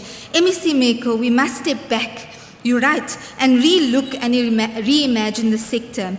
We stand ready to support, to steer in rebuilding the tourism sector through decisive interventions, its destination readiness, its marketing, and it includes this innovation approach that you have and you've mobilized through various funding mechanisms on ensuring that your tourism grading council and compliance in this regard is well identified. Honourable Speaker, Chair of Chairs, I affirm again, as this MEC presented this budget, we do realise that this budget is not sufficient to support the broad spectrum and the mammoth task that this department has ahead. And the challenge with this department is that the MEC creates a function of coordination and driving this economy across all spheres of provincial departments. And as the executive, we hereby, through the economic cluster and the various clusters in which we work under, ensure that through this department and this MEC, that every single provincial department in its own right team up and ensure that we meet those targets and timeframes for all the initiatives that this MEC was presenting today. This budget presented pushes back the challenge of poverty, inequality and unemployment. It strives for a transformed economy and a prosperous society that is living in harmony with its natural resources. It is grounded on instilling hope. Hope and a budget which strives to respond to our aspirations and dreams of our people of the Free State Province. Madam Speaker, we and I support this progressive budget presented by our MEC, our colleague, and remain resolute, MEC Meko, alutua continua. I thank you. Thank you, Honorable MEC Brown. Honorable Mashinini.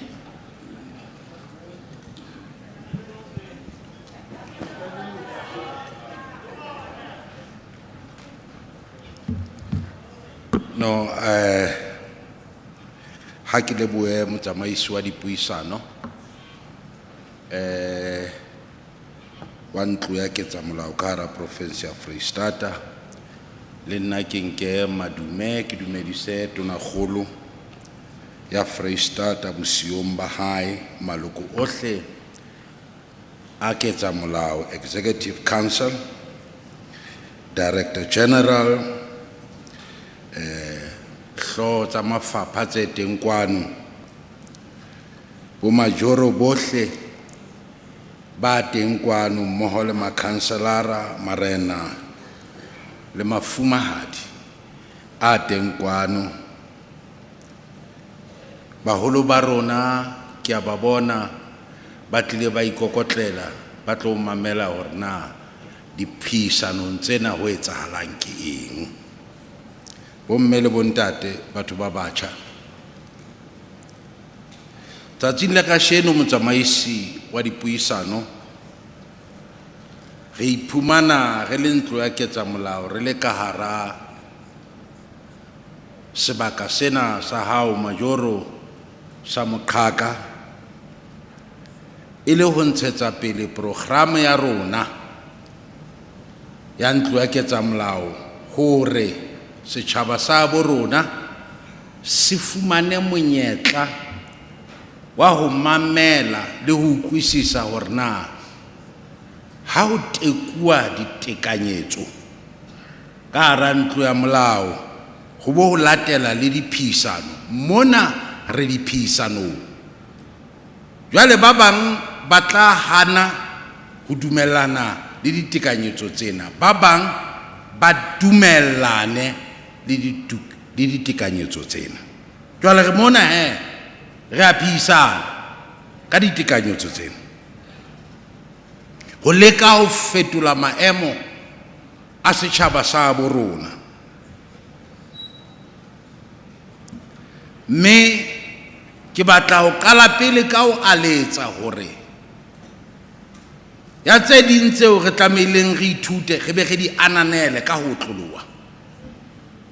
Ha motho a ema re ntse re phehisana a re yena ha dumellane le ditekanyetso tsena, empa hosane a iphumana a le metseng le metsaneng ya rona a re ke kopa le mvoutele, potso ke ena, ha o no hana ka ditekanyetso go di tle go rona jwalo ka di beilwe ke letona, o bolela eng ha o re wena o ka etsa ho betere ho feta ho bo hanne o di dumela ditekanyetso tsena ha di tla go rona?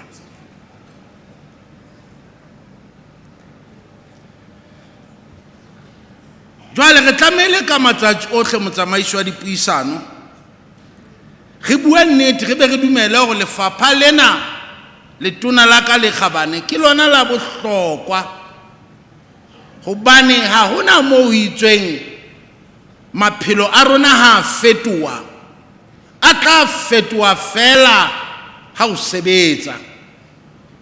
Re tlamehile re ithute hore ya tse ding tse fetolang maphelo a rona ke hore batho ba ileng ba kotelwa pele nakong ya ho feta hore ba ka nka karolo moruong, ebe ka shenena ba nka karolo. Ha ba ka nka karolo moruong ke yona tsela e tlo fetola maphelo le bofuma ka hara setjhaba sa bo rona. Tabena ke batla ho ibua nna ke utlwisisa hore nako e telele ke ka ona ma-Afrika a ne a etsuwa makgoba a mosebetsi, ke ka ona ma-Afrika a ne a etsuwa hore ha o batla batho ba sebetsang tsa mo ba lata ba tle mo ba tlo sebetsa. Hwa bona ha se hore ebe baetapele, ebe bona ba ikemiseditse ba tshwarang dibesaga ka hara sebaka sa bo rona. Hwa bona e ne le hore fela ba sebetsa ba qeta moo ba tswe ba tsamaya. Ke ka hona ho ne ho na le molawane wa didompas o no o ntsha batho ka hara makeishene, o tla qala wa re fela ke phisano le budget ena kapa ditekanyetso tsena, o hlalose hore na o phisa hobane ha ke di sheba letona laka dire 1 ho tlamehile ho lokiswa dibakeng tsa rona tsa ma-Afrika tsa batho ba batsho. Jwale ha ke ema mo ke re ke kgahlanong le ntho eo, ka mantswe a mang ke batla ho bolela hore nakong ya ho feta e ne e lokile. Motsamaisi wa dipuisano mona mo ke leng teng ke kgathetse ke ntho ya hore ke bolello hore ha o batla ho tseba hore na ko kae mo sebetswang hantle teng, o fetele mane Western Cape. Ke a bua taba e hobane ba bangata ba rona Western Cape kapa Cape Town a re tsebe, ha re soka re ba le monyetla o fitla mo e re ko bolelle mme wa ka. Ha o fitla mo o tla fumantsha hore ha o kena ka hara tropo o bo ya le ke la ka ba le monyetla hore ke fitla langa le kukulethu. Ha ke fitla mono ho hobe ho senyeile wa tsabeya. Jwale e kae ntwena ya hore o tsamaya le rona o fetola maemo a bo batho ba bo rona, ha e se fela ho ba sebedisa hore o fihlelle ditakatso le ditabatabelo tsa hao. Mme ha fitla motho a fitla re ke tla lokisa sebaka sa habo lona, re bua ntla ena re sa kgethe ebile re sa lobe letho. Ha o tseba hore o tla lokisa sebaka sa habo rona, ha o tseba hore o tla nka moruo o ise bathong ba bo rona, nako e kaofela o hlotswe ke eng hore o etse ntho o lokise dibaka tsa bo rona. Mme ha motho a etla ba feta re ha re tla etsa letona laka o tswela pele morena jwalo ka o so entse ditekanyetso, ke bone ebile ke dumellana le tsona ditaba tsena tsa hore makeisheneng moo re phelang teng setjhaba sa bo rona ho be le bohlweki ho bonahale hore ke dibaka tseo re phelang ho tsona mme ke tla ipiletsa le rona setjhaba sa maAfrika ka wena motsamaisi wa dipuisano hore ha re se re hlwekisitse re ke re buisaneng le rona re le batho hore skare ha o tlisitswe matlakala moo ebe wa khuka o lo lahlela hona moo hape le wena lokisa sebaka seo go sebe maemong hobane ha sebaka se le maemong a lokileng se etsa ntho ene re bitsang ka hore se hohela matsete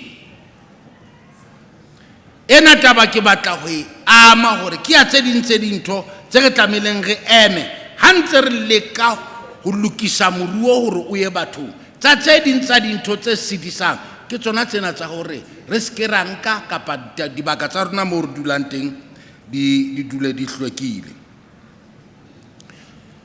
ke ananela taba ena ya recycling ya hore ho sejediswe ditaba tsa hore ha ona le dintho ska di lahla fela ho etswe ntho re bitsang ka hore ke recycling ke ananela letona la ka hore ke yona ntho e etsang hore batho ba bo rona tlasa bothata bona ba tlhokeho ya mosebetsi le bona ho be le seo ba se etsang ba kgone hore ba ka kgona ho phela le malapa a bona jwalo ka o so boletse dibaka tsa boikgathollo tse teng ka hara sebaka sa bo rona le tsona o di shebile mme ke a dumela haholo hore ya tse ding tse o beileng leihlo le ntjhotjho ke dibaka tsena tsa difeme tse senang kgathallo e kalo mme o itse atjhe ke tla kena moo ke yo lokisa ditaba tseo jwalo ka o boletse dibaka bo botshabele bo thabantshu bo QwaQwa jwalo mme ditaba tsena ke nahana hore ke ditaba tse shebaneng le setjhaba sa bo rona ho leka ho fetola maphelo a bona ikukele hore ho shejuwe kae wa shejwa kae hore tle re ha o tswa mona o mathe le wena o kgona ho kenya ska lebella hore ho hlae motho yo mong ka thoko a tlo etsa mosebetsi wena ema ka maoto etse mosebetsi puso e o fa sebaka sa hore budget e ke ena ditekanyetso ke tsena re di bea mona le mona jwale ebe setjhaba sa bo rona se mathang moo hore se etelle pele mara ha o kena moo re ipiletse ka matsatsi ohle ska kena o etsa ntho ena hore wena o batla ho ja ka pelenyana e ra o qeta ho ja botswa o tsamaya thusa setjhaba sa bo rona hore se kgone hore se fumane bophelo bo nepahetseng jwale letona la ka le kgabane ke dumellana le wena ka ditekanyetso tseo di entseng ha o tla ntlheng yane ya ditsamaiso tsa administration ha o tla dintlheng tsa tikoloho tsa bophelo dibakeng tseo re phelang ho tsona ke dumellana le wena ka hore o nke ditekanyetso tse itseng o di kenye ho batjha le batho ba baholo ba batlang ho qala di-business ke dumellana le taba eo hobane re batla hore moruo o kgutlele setjhabeng sa bo rona so ke ntho ya bohlokwa eno eo bang o entse ya bone o entseng ke ena hore ditukanyetso o di sitse hape ntlheng ena ya bohahlaudi ka hara province ya Freistata ka sejatlhapi re bitsa ka hore ke tourism so re dumellana le yona taba eo hore ditekanyetso tsa hao ha o ya o lebile ntlheng eo di arabela ntlheng yane e buang ke freedom charter ya hore the people shall share in the wealth of this country so di isa teng hore re kgone ho tswela pele ka mantswe ao ke batla ho bontsha hore sebui se seng sila ka sa bua sa re philosophers have interpreted the world. The challenge, however, is how to change it. Jwale banna bana ba tla dula ba hana ha re nka ditekanyetso re di shebisa ho setjhaba sa bo rona ke bua ka bana ka ba lehlakong la ka le letshehadi hobane ntate hobane ha o ka sheba o tla fumantsha hore ke bua fela ke lekanyetsa ha o ka nka lesapo wa le fantja go tla ba thata hore o ka nka lesapo le mo medleng teng mme ke diphephetso tse re di shebileng jwale ke re wena he letona la ka le kgabane tswela pele ka sekgowa ke re backward never, forward forever. Tswela pele fela o etse jwalo. Ha ke qetella motsamaisi wa dipuisano ke re ke a leboha, mme re ananela ditekanyetso tsa letona. Thank you very much. Thank you, Honorable Member. Honorable Jangleson.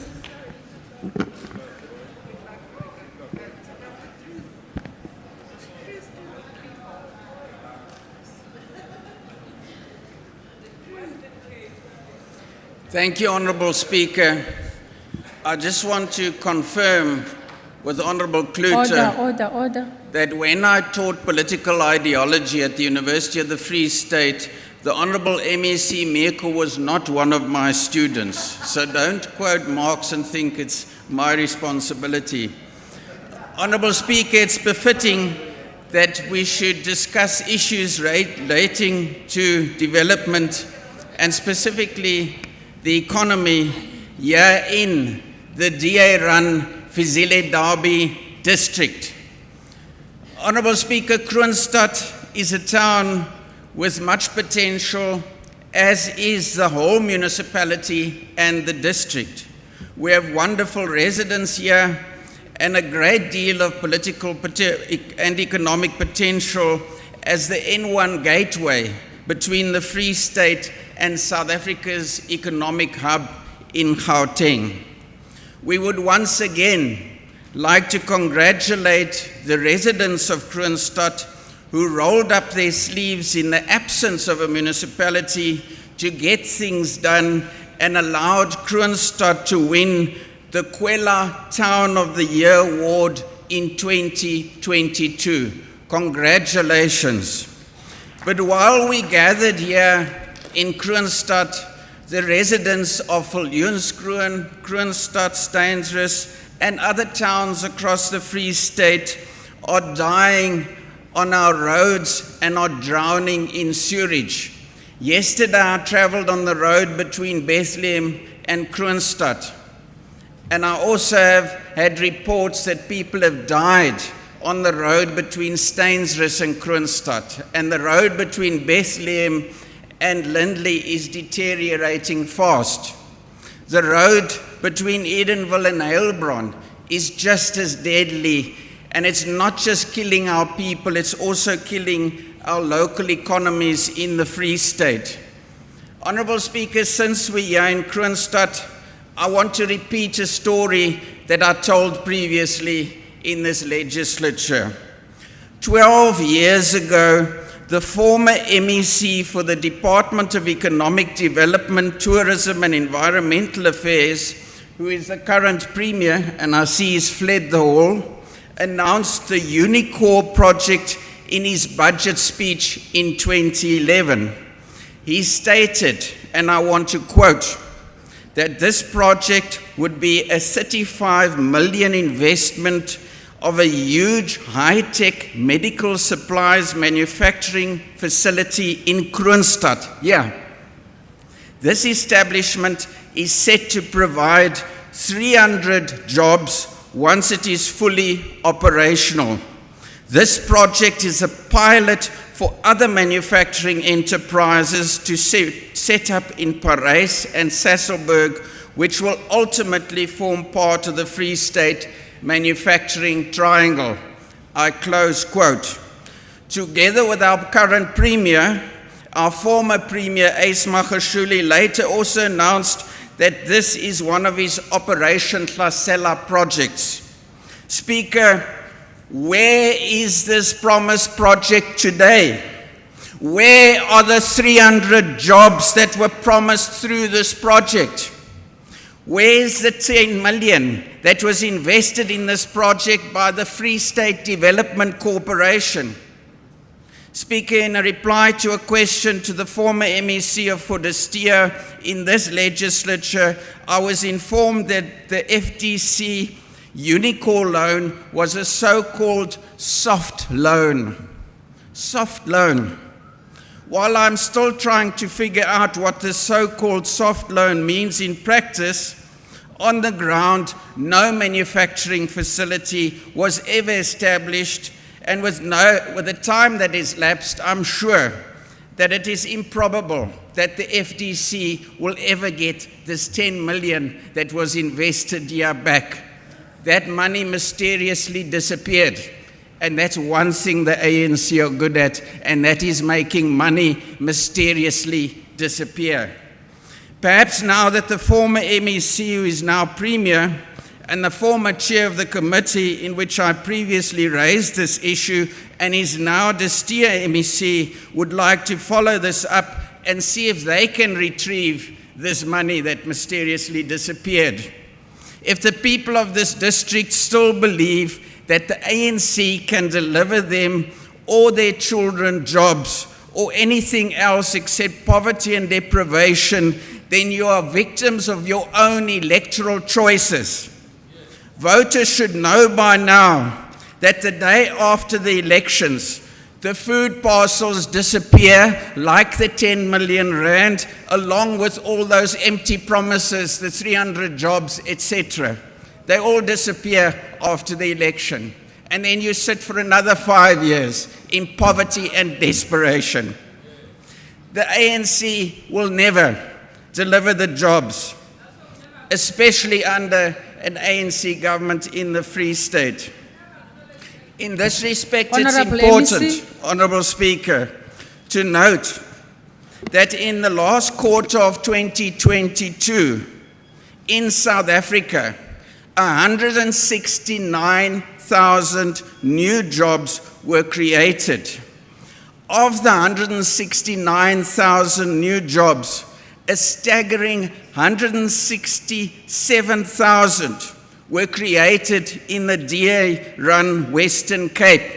And most of those jobs went to poor black people who are fleeing from other provinces into the Western Cape. Only 2,000 were created in all the other 8 provinces during that time.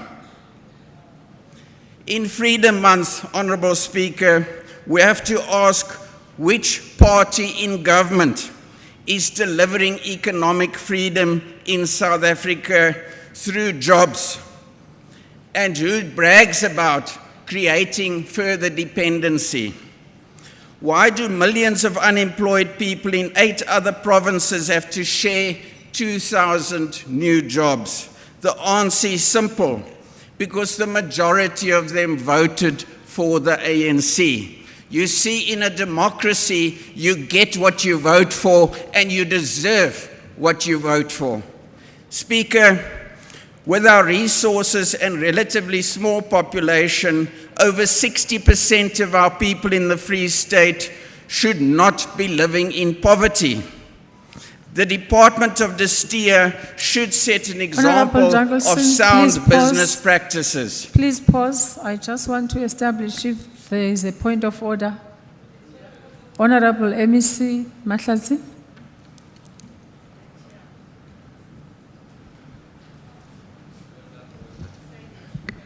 Thank you very much, Honorable Speaker. I just wanted to find out if Honorable Jackelson is willing to take a question. Honorable Jackelson, are you willing to take that question? Honorable Speaker, I don't have the time to take a question, and I didn't bring my crayons along so that I can answer that question. Honorable Speaker. Honorable Jackelson, I needed a yes or no, not further comments. I thought you did use that, so no, Honorable Speaker, but no. Thank you. Thank you. Proceed. Honorable Speaker, sadly, the Auditor General's report for this department, published in their 2021-2022 annual report, indicates that the department incurred irregular expenditure of 3.7 million rand and fruitless and wasteful expenditure of 439,000 rand due to payments made to service providers for goods and services that were not rendered. There is also no evidence of any disciplinary steps taken against officials who were responsible for this irregular expenditure. Furthermore, many assets of the department belonging to the people of the Free State were not safeguarded as required by Treasury regulations. The Auditor General's qualified audit opinion was based on the following statement, and I quote, management did not prepare regular, accurate and complete financial reports that are supported by evidence and reliable information, close quote. The Free State Development Corporation that falls under this department had an even more devastating Auditor General report with irregular expenditure of a staggering 19.2 million rand due to non-compliance with supply chain requirements and fruitless and wasteful expenditure of 46 million rand, mainly due to interest payments and overdue accounts.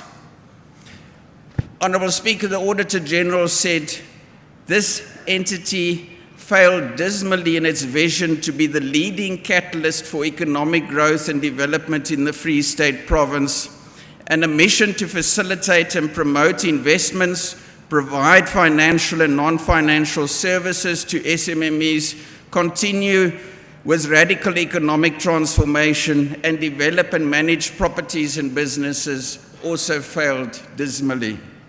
Its intentions to improve economic growth, create sustainable jobs, and increase private sector investments have failed because of the transactions of, among others, the Unicorn projects, and there are many others besides that.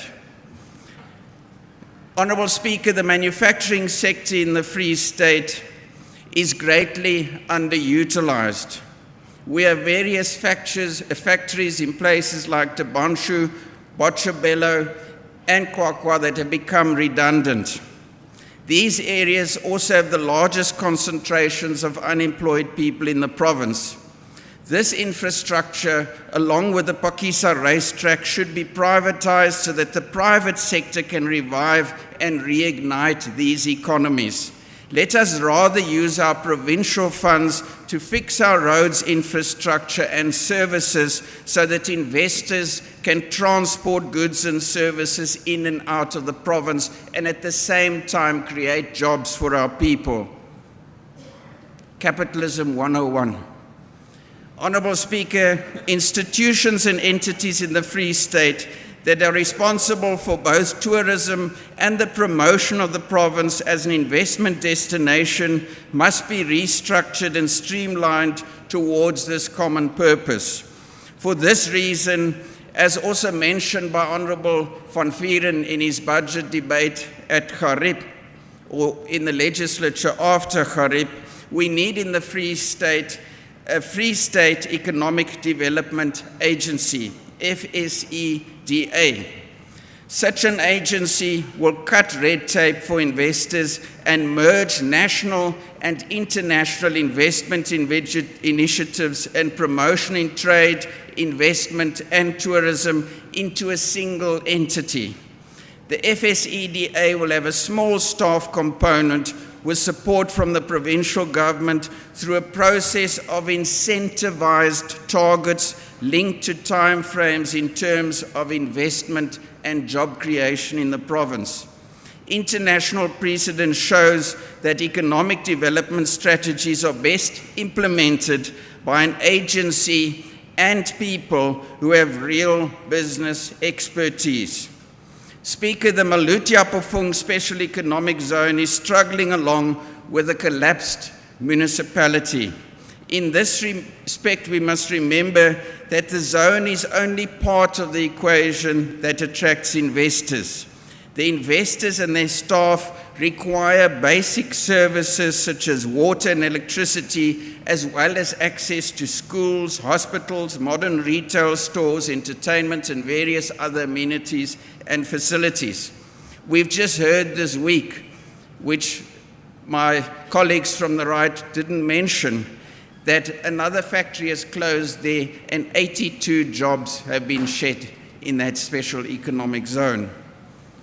The Phuthaditjhaba municipality and even Matjhabeng, that has huge economic growth potential with its growing gas industry, like other municipalities in the Free State, suffer under the same burdens of the disintegration of basic services and infrastructure that are characteristics of ANC-run municipalities across the Free State and the country.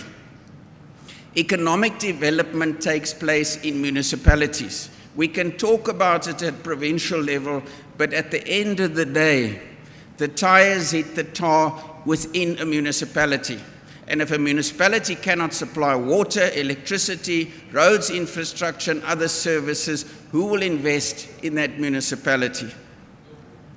Honourable Speaker, yesterday I visited a little town here called Koppies, and I told them during a meeting there that I will discuss some of their issues during this debate today. The roads infrastructure there, both municipal and provincial, is killing that small town's economy. There's a mill there that created a lot of jobs for people, but they are losing 200,000 rand a day because of load shedding, not only because of national load shedding, but also local load shedding by that municipality.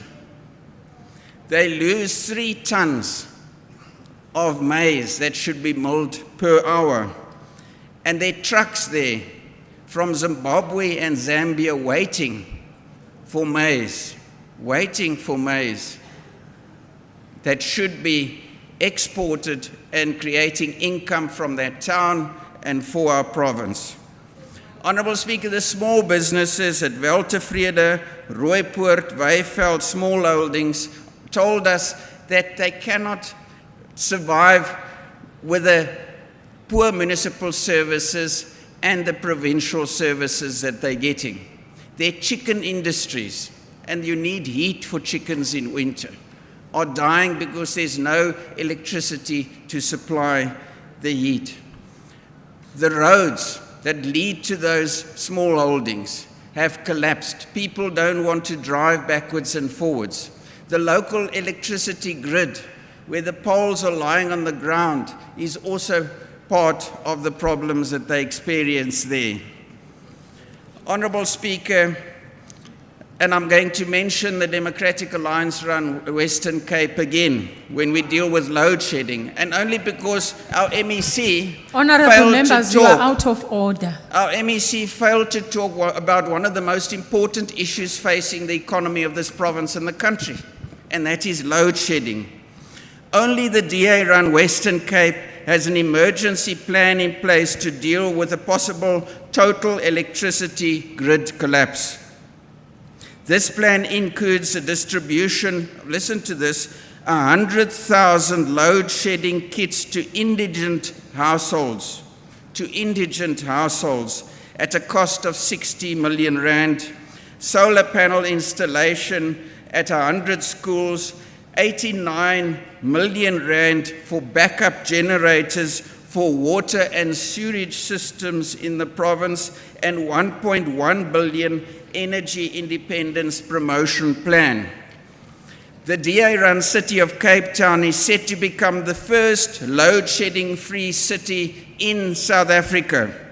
The city has secured assistance from the C40 Global Assistance Network for 2 major projects, one that includes the construction of a 1.2 billion solar plant at Paardevlei. The people of the Free State do not have to wish for a DA-run government that does this for them. They only have to vote for it next year. It's as simple as that. The DA doesn't wait for the total collapse and then say, "Ish, comrade, Jan van Riebeeck caused this." No, in DA-run province, things get done. Speaker, there's also huge untapped potential within the recycling industry in South Africa and the Free State. This has become a very lucrative industry abroad that provides opportunity for many individuals. This and many other potential industries are there for the taking in the Free State. We must just have the political will to use those opportunities, use our people, and use the centrality of our province to create economic growth and employment for our Honourable people. MEC Mahlatsi. Thank you. Aye, order. Honourable MEC Maka, you may address the House.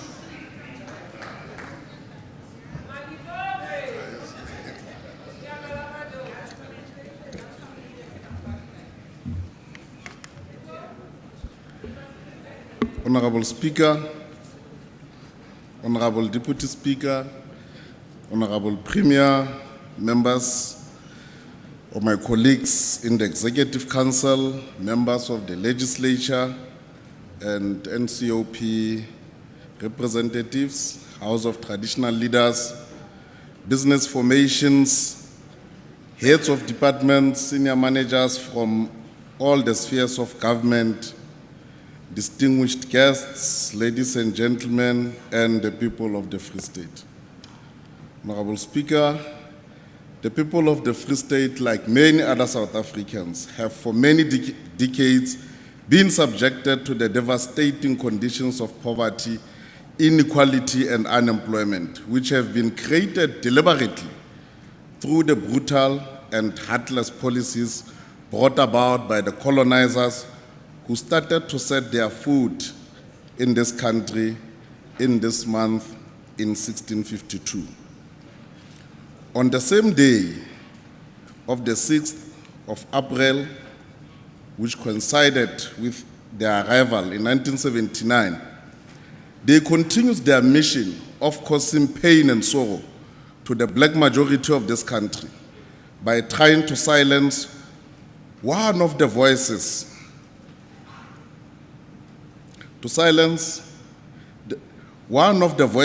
which stood firm against the inhuman tendencies of the regime when they were killing the gallant fighter Solomon Kalushi Mahlangu.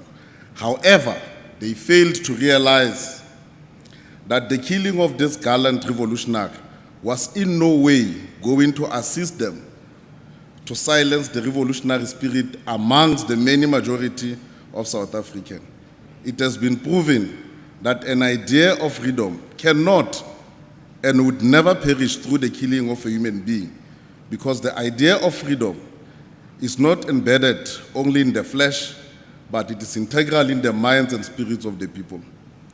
Indeed, you can kill and torture many warm bodies, but you cannot kill the idea and the revolutionary belief within them. In fact, the black majority of South Africa continued and are now enjoying the fruits of the tree of freedom, which has been nourished by the blood, sweat, and sacrifices of the gallant fighters, among others, in Solomon Kalushi Mahlangu, as he has said in his last words, and those that have selflessly committed their lives without fear of death. But, Honorable Speaker, before we come on some of the issues that Honorable Meko has indicated, we were invited by our colleagues who were on this podium before us to respond to some of the issues that they have raised. The first one, which is the last point by the latter speaker, he has indicated that you have said nothing around the energy. I'm here to assist him as a fellow member. I'll refer him to page 15 of your speech, which he has a copy of. Under 3.4, you have said, the heading is in bold, energy security as an enabler for investment. And you have articulated in 9 sentences what are your plans for such. One of those being that you said you are currently working with Petro SA to exploit the centrality of the Free State to use as a hub for bulk storage and distribution for various petroleum products. Now that I have assisted him to see where it is, he will read the rest. But the second issue, electricity is part of the energy for information. Honorable members, look what you are doing. You are speaking while there is a speaker on the podium. The next thing he is responding to you instead of debating. The honorable member has just made reference to some of the businesses in copies, and I can guarantee you, Honorable Speaker, those businesses are wide because since I've been a member of this legislature, or since I knew Honorable Member being a member of this legislature, at no point, I'm still waiting patiently so to hear him advocating for the rights, at least of even a single member from the township. He has never done that, to clearly demonstrate that he, whose agenda is he serving, which is the agenda of the whites-only businesses and not for the majority of the people like the ANC is doing, serving everyone. The third issue, Honorable Member has invited us to go to Western Cape. The annual report of the same department in Western Cape, their annual report of 2021-2022, I'm going to quote, "The second matter of fruitless and wasteful expenditure relates in the DA-run department to the fraudulent disbursement of an official salary. The fraudulent event occurred within the salary administration at the highest office of the province, the Department of the Premier. So the fraud in Western Cape do not just occur anywhere else, but it starts right from the top in the Premier's office. As the expenditure was incurred against the department, the fruitless and wasteful expenditure of a whopping 63,000, which was told official. Uninterrupted. And I mean to both sides. You do not have to respond. And these are not my rules. These are the rules of the House. Proceed, Honorable MEC. On the irregular expenditure, the Auditor General in the 2020-2021 audit cycle has identified a case of irregular expenditure where less than 3 quotations were obtained for the procurement of goods and services.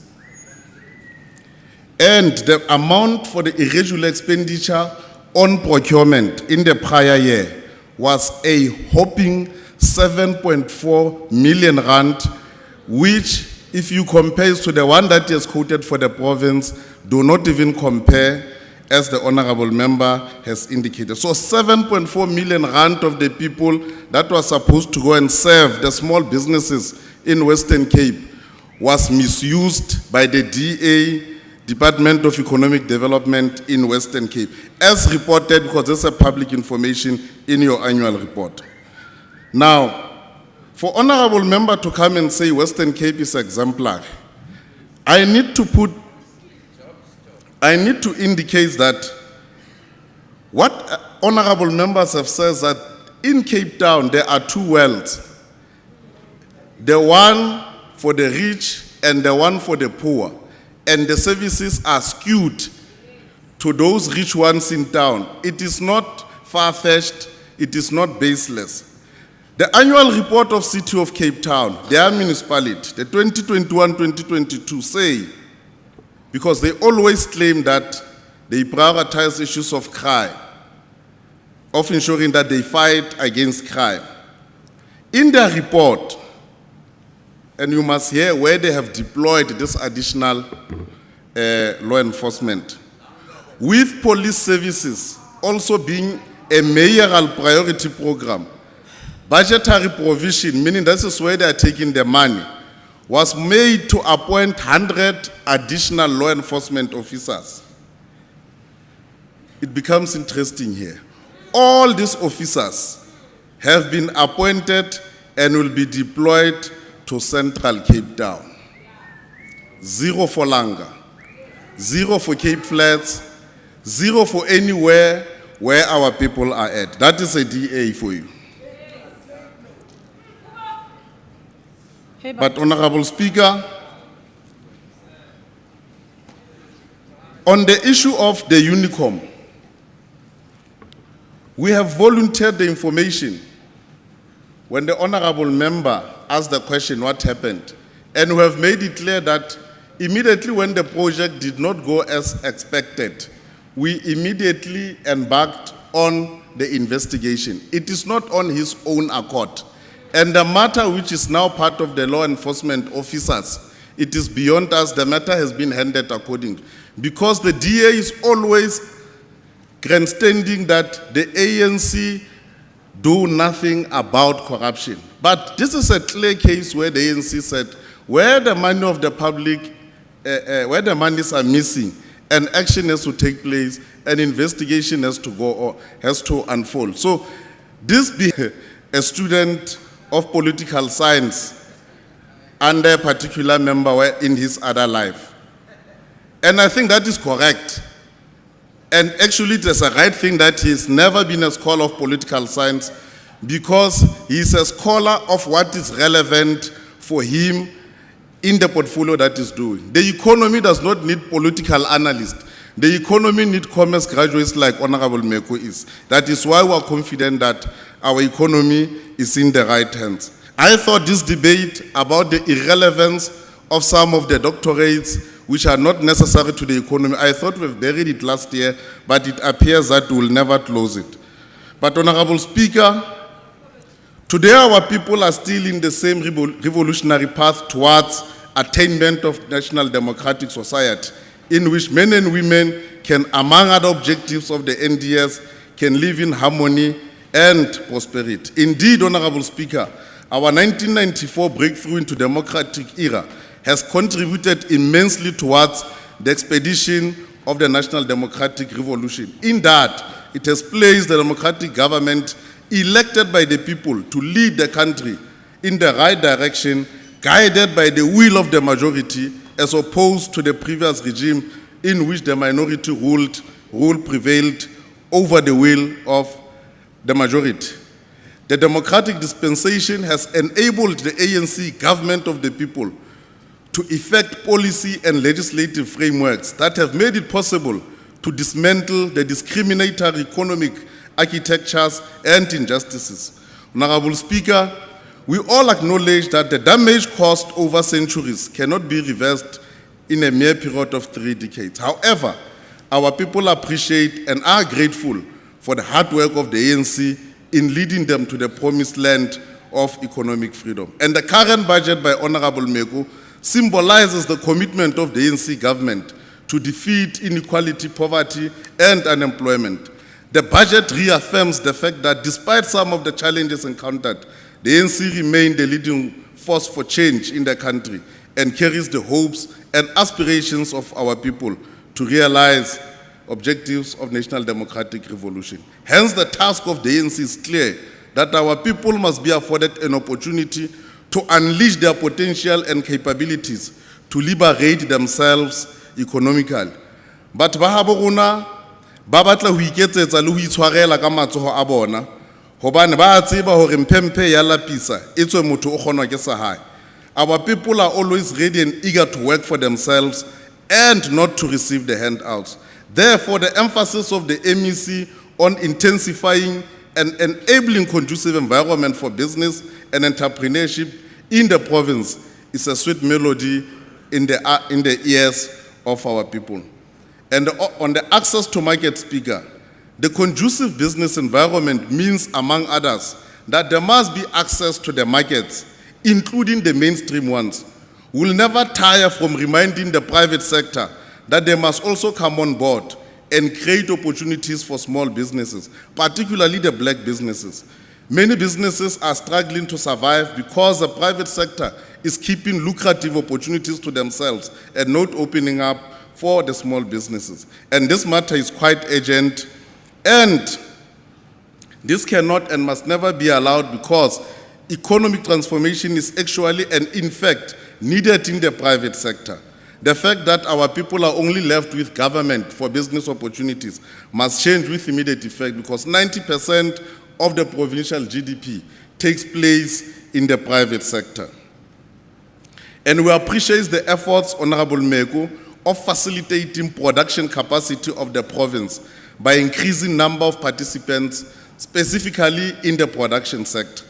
And the partnership between the provincial government of the Free State, led by the Premier and various sitters, is very much welcomed, and it will support and come very handy on your journey, Honorable MEC, because the ANC in its resolution on the skills for economy correctly states that Interventions to boost the skills must be based on the principles of lifelong learning and keeping pace with technological advances, and must respond adequately to ongoing changes in work, production, and industries. And the most important part is that the same skills program must be integrated in the developmental agenda and the needs of the economy. And the access to funding, we welcome the partnership you'll have with NEF, because the issue of funding has been the serious barrier for our people. And we further welcome the issue of enterprise support, because the support for businesses goes beyond just a workshop or a training, but it must be a continuous program which also has some expertise that are needed for the businesses of our people. Honorable Member and the ANC government to ensure that we bring the necessary facilities for connectivity and connecting with the world. And the fact that the hub has already produced our own Take a Lot, or this online commerce owned by young black people, it's a demonstration that is bearing the fruits.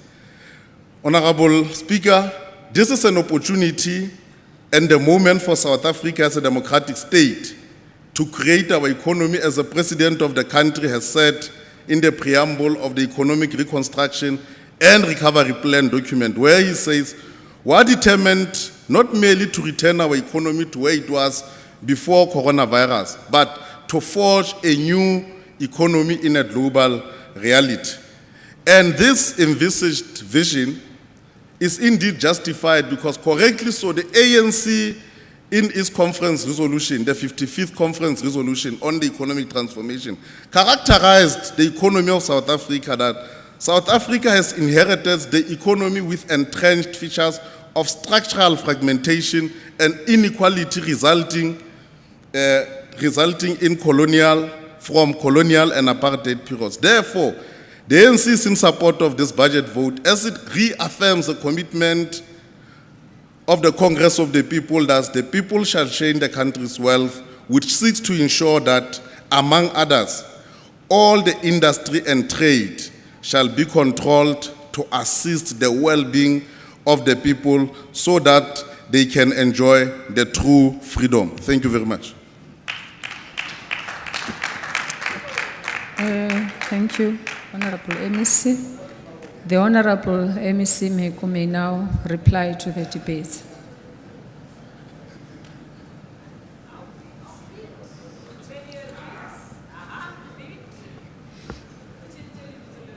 Speaker, thank you very much.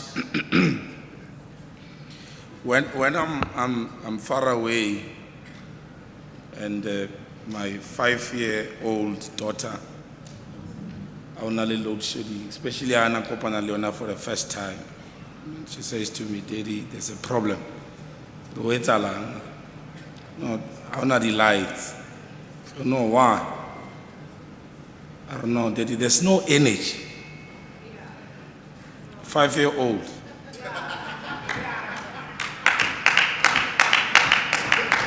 The doctor does not understand an apple and a fruit.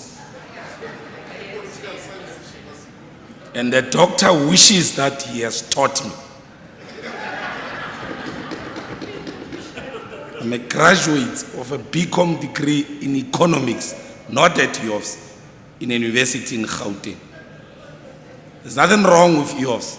The problem is a doctor who can undertake basic distinctions that my 5-year-old can. And our people must take you serious. And you tell them, or vote TA will bring you solutions, you think that they are going to take you serious. For a record, there are many educated people here. I've got about 8 doctors in the department of this year or so, and they advise me properly. I don't know what you have produced here. They must tell us. Honorable Kluti, re tlohelle ka Marx ka Freedom Charter ka Mandela. Ha o bina ka Tilarey ha ona motho a buang. He is your hero. Stay with him. We have our own heroes. And we will embrace them forever.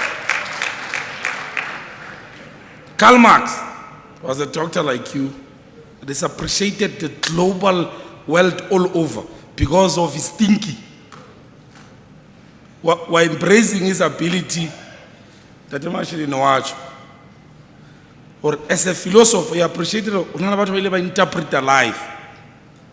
But then he brought about a clarity of thought. Every today from 18 something to help us resolve complex issues of the economy. He's the same as Kwame Nkrumah, same way as Mandela, same way as Chris Hani. We embrace their ability to diagnose properly our problems and the production of thinking that is scientific on our thumbs up. That's why we're embracing them. And that's why we will forever borrow from them.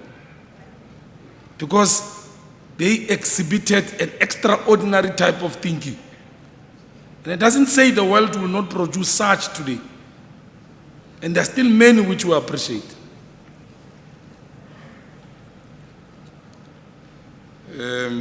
Thanks, Honorable Makalo, to deal with the issue of the energy crisis. We did touch on it, including the issue of corruption.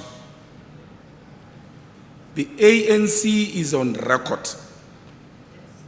Harea rumela motu ayeka ramuso aluzo chelete ya muso.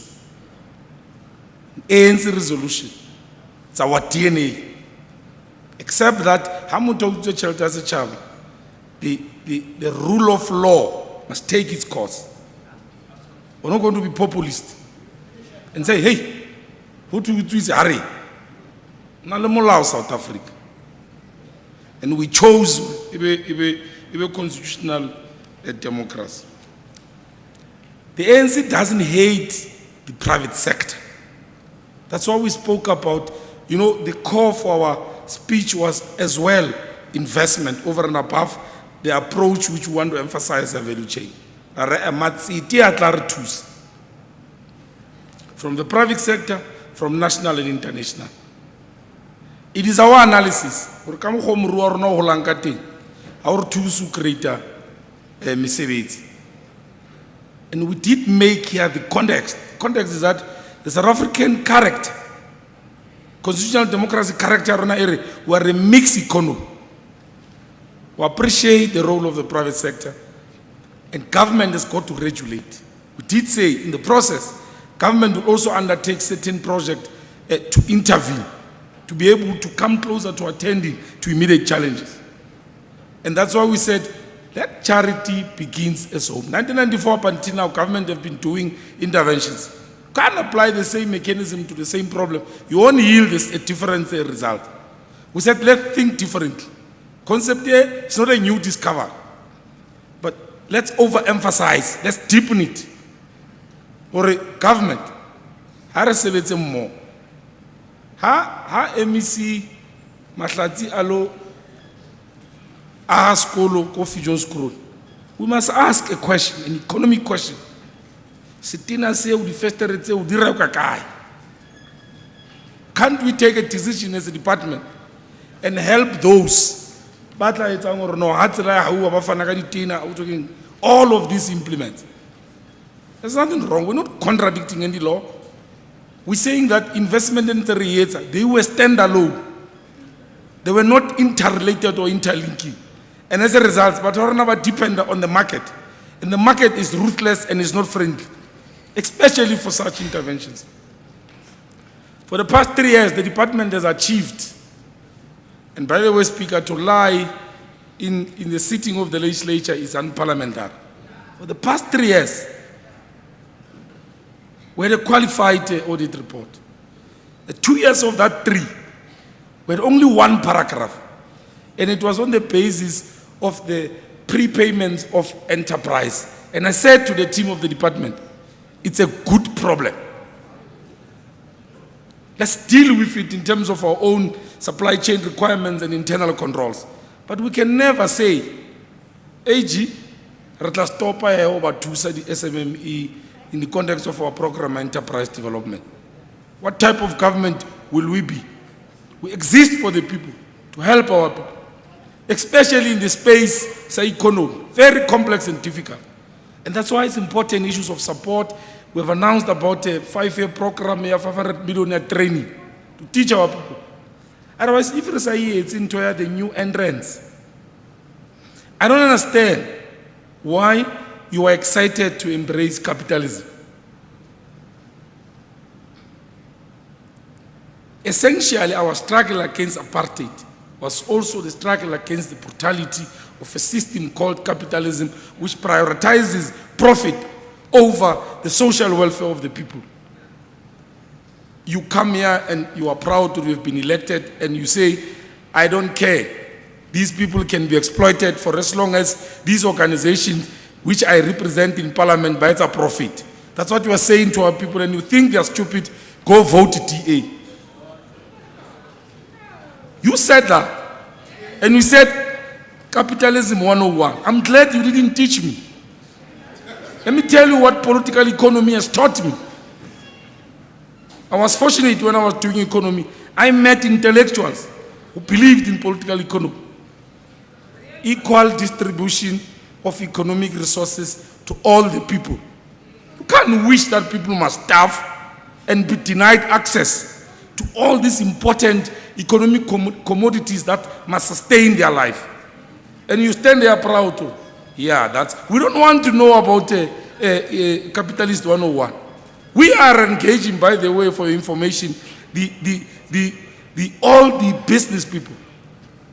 And say, remember you are a business person in South Africa, not anywhere else. We have a particular history in this province. And it is from that history where people were systematically excluded from both participation and as well as benefiting from the economy. Help us. We recognize your role. We don't hate you. We don't have a problem as you hate the poor. And we'll continue to engage them. And that's why our speech also was very emphatic around the issue of investment. And lastly, we said we've engaged Machabe, we've engaged Mukaka yesterday. We're continuously going to engage municipalities, play a role, help us to activate the economics in your areas. It's not a new discovery that we're not. That's why part of our mechanism is that we are going to help them to draw their local economic incentives policy consistent with the province and that of national. Thank you very much. Thank you, Honorable MEC. The reply by the Honorable MEC concludes the debates on Vote 3, Economic, Small Business Development, Tourism and Environmental Affairs. Honorable members, that brings us to the end of the business of the House today. But before the House adjourns, I wish to make the following announcements: that honorable members and guests should remain in their seats at their allocated seats as they are sergeant at arms and the Honorable Speaker and the Secretary leaves the House. That the guests should remain at their allocated seats while honorable members leave the House. That all guests are invited for lunch.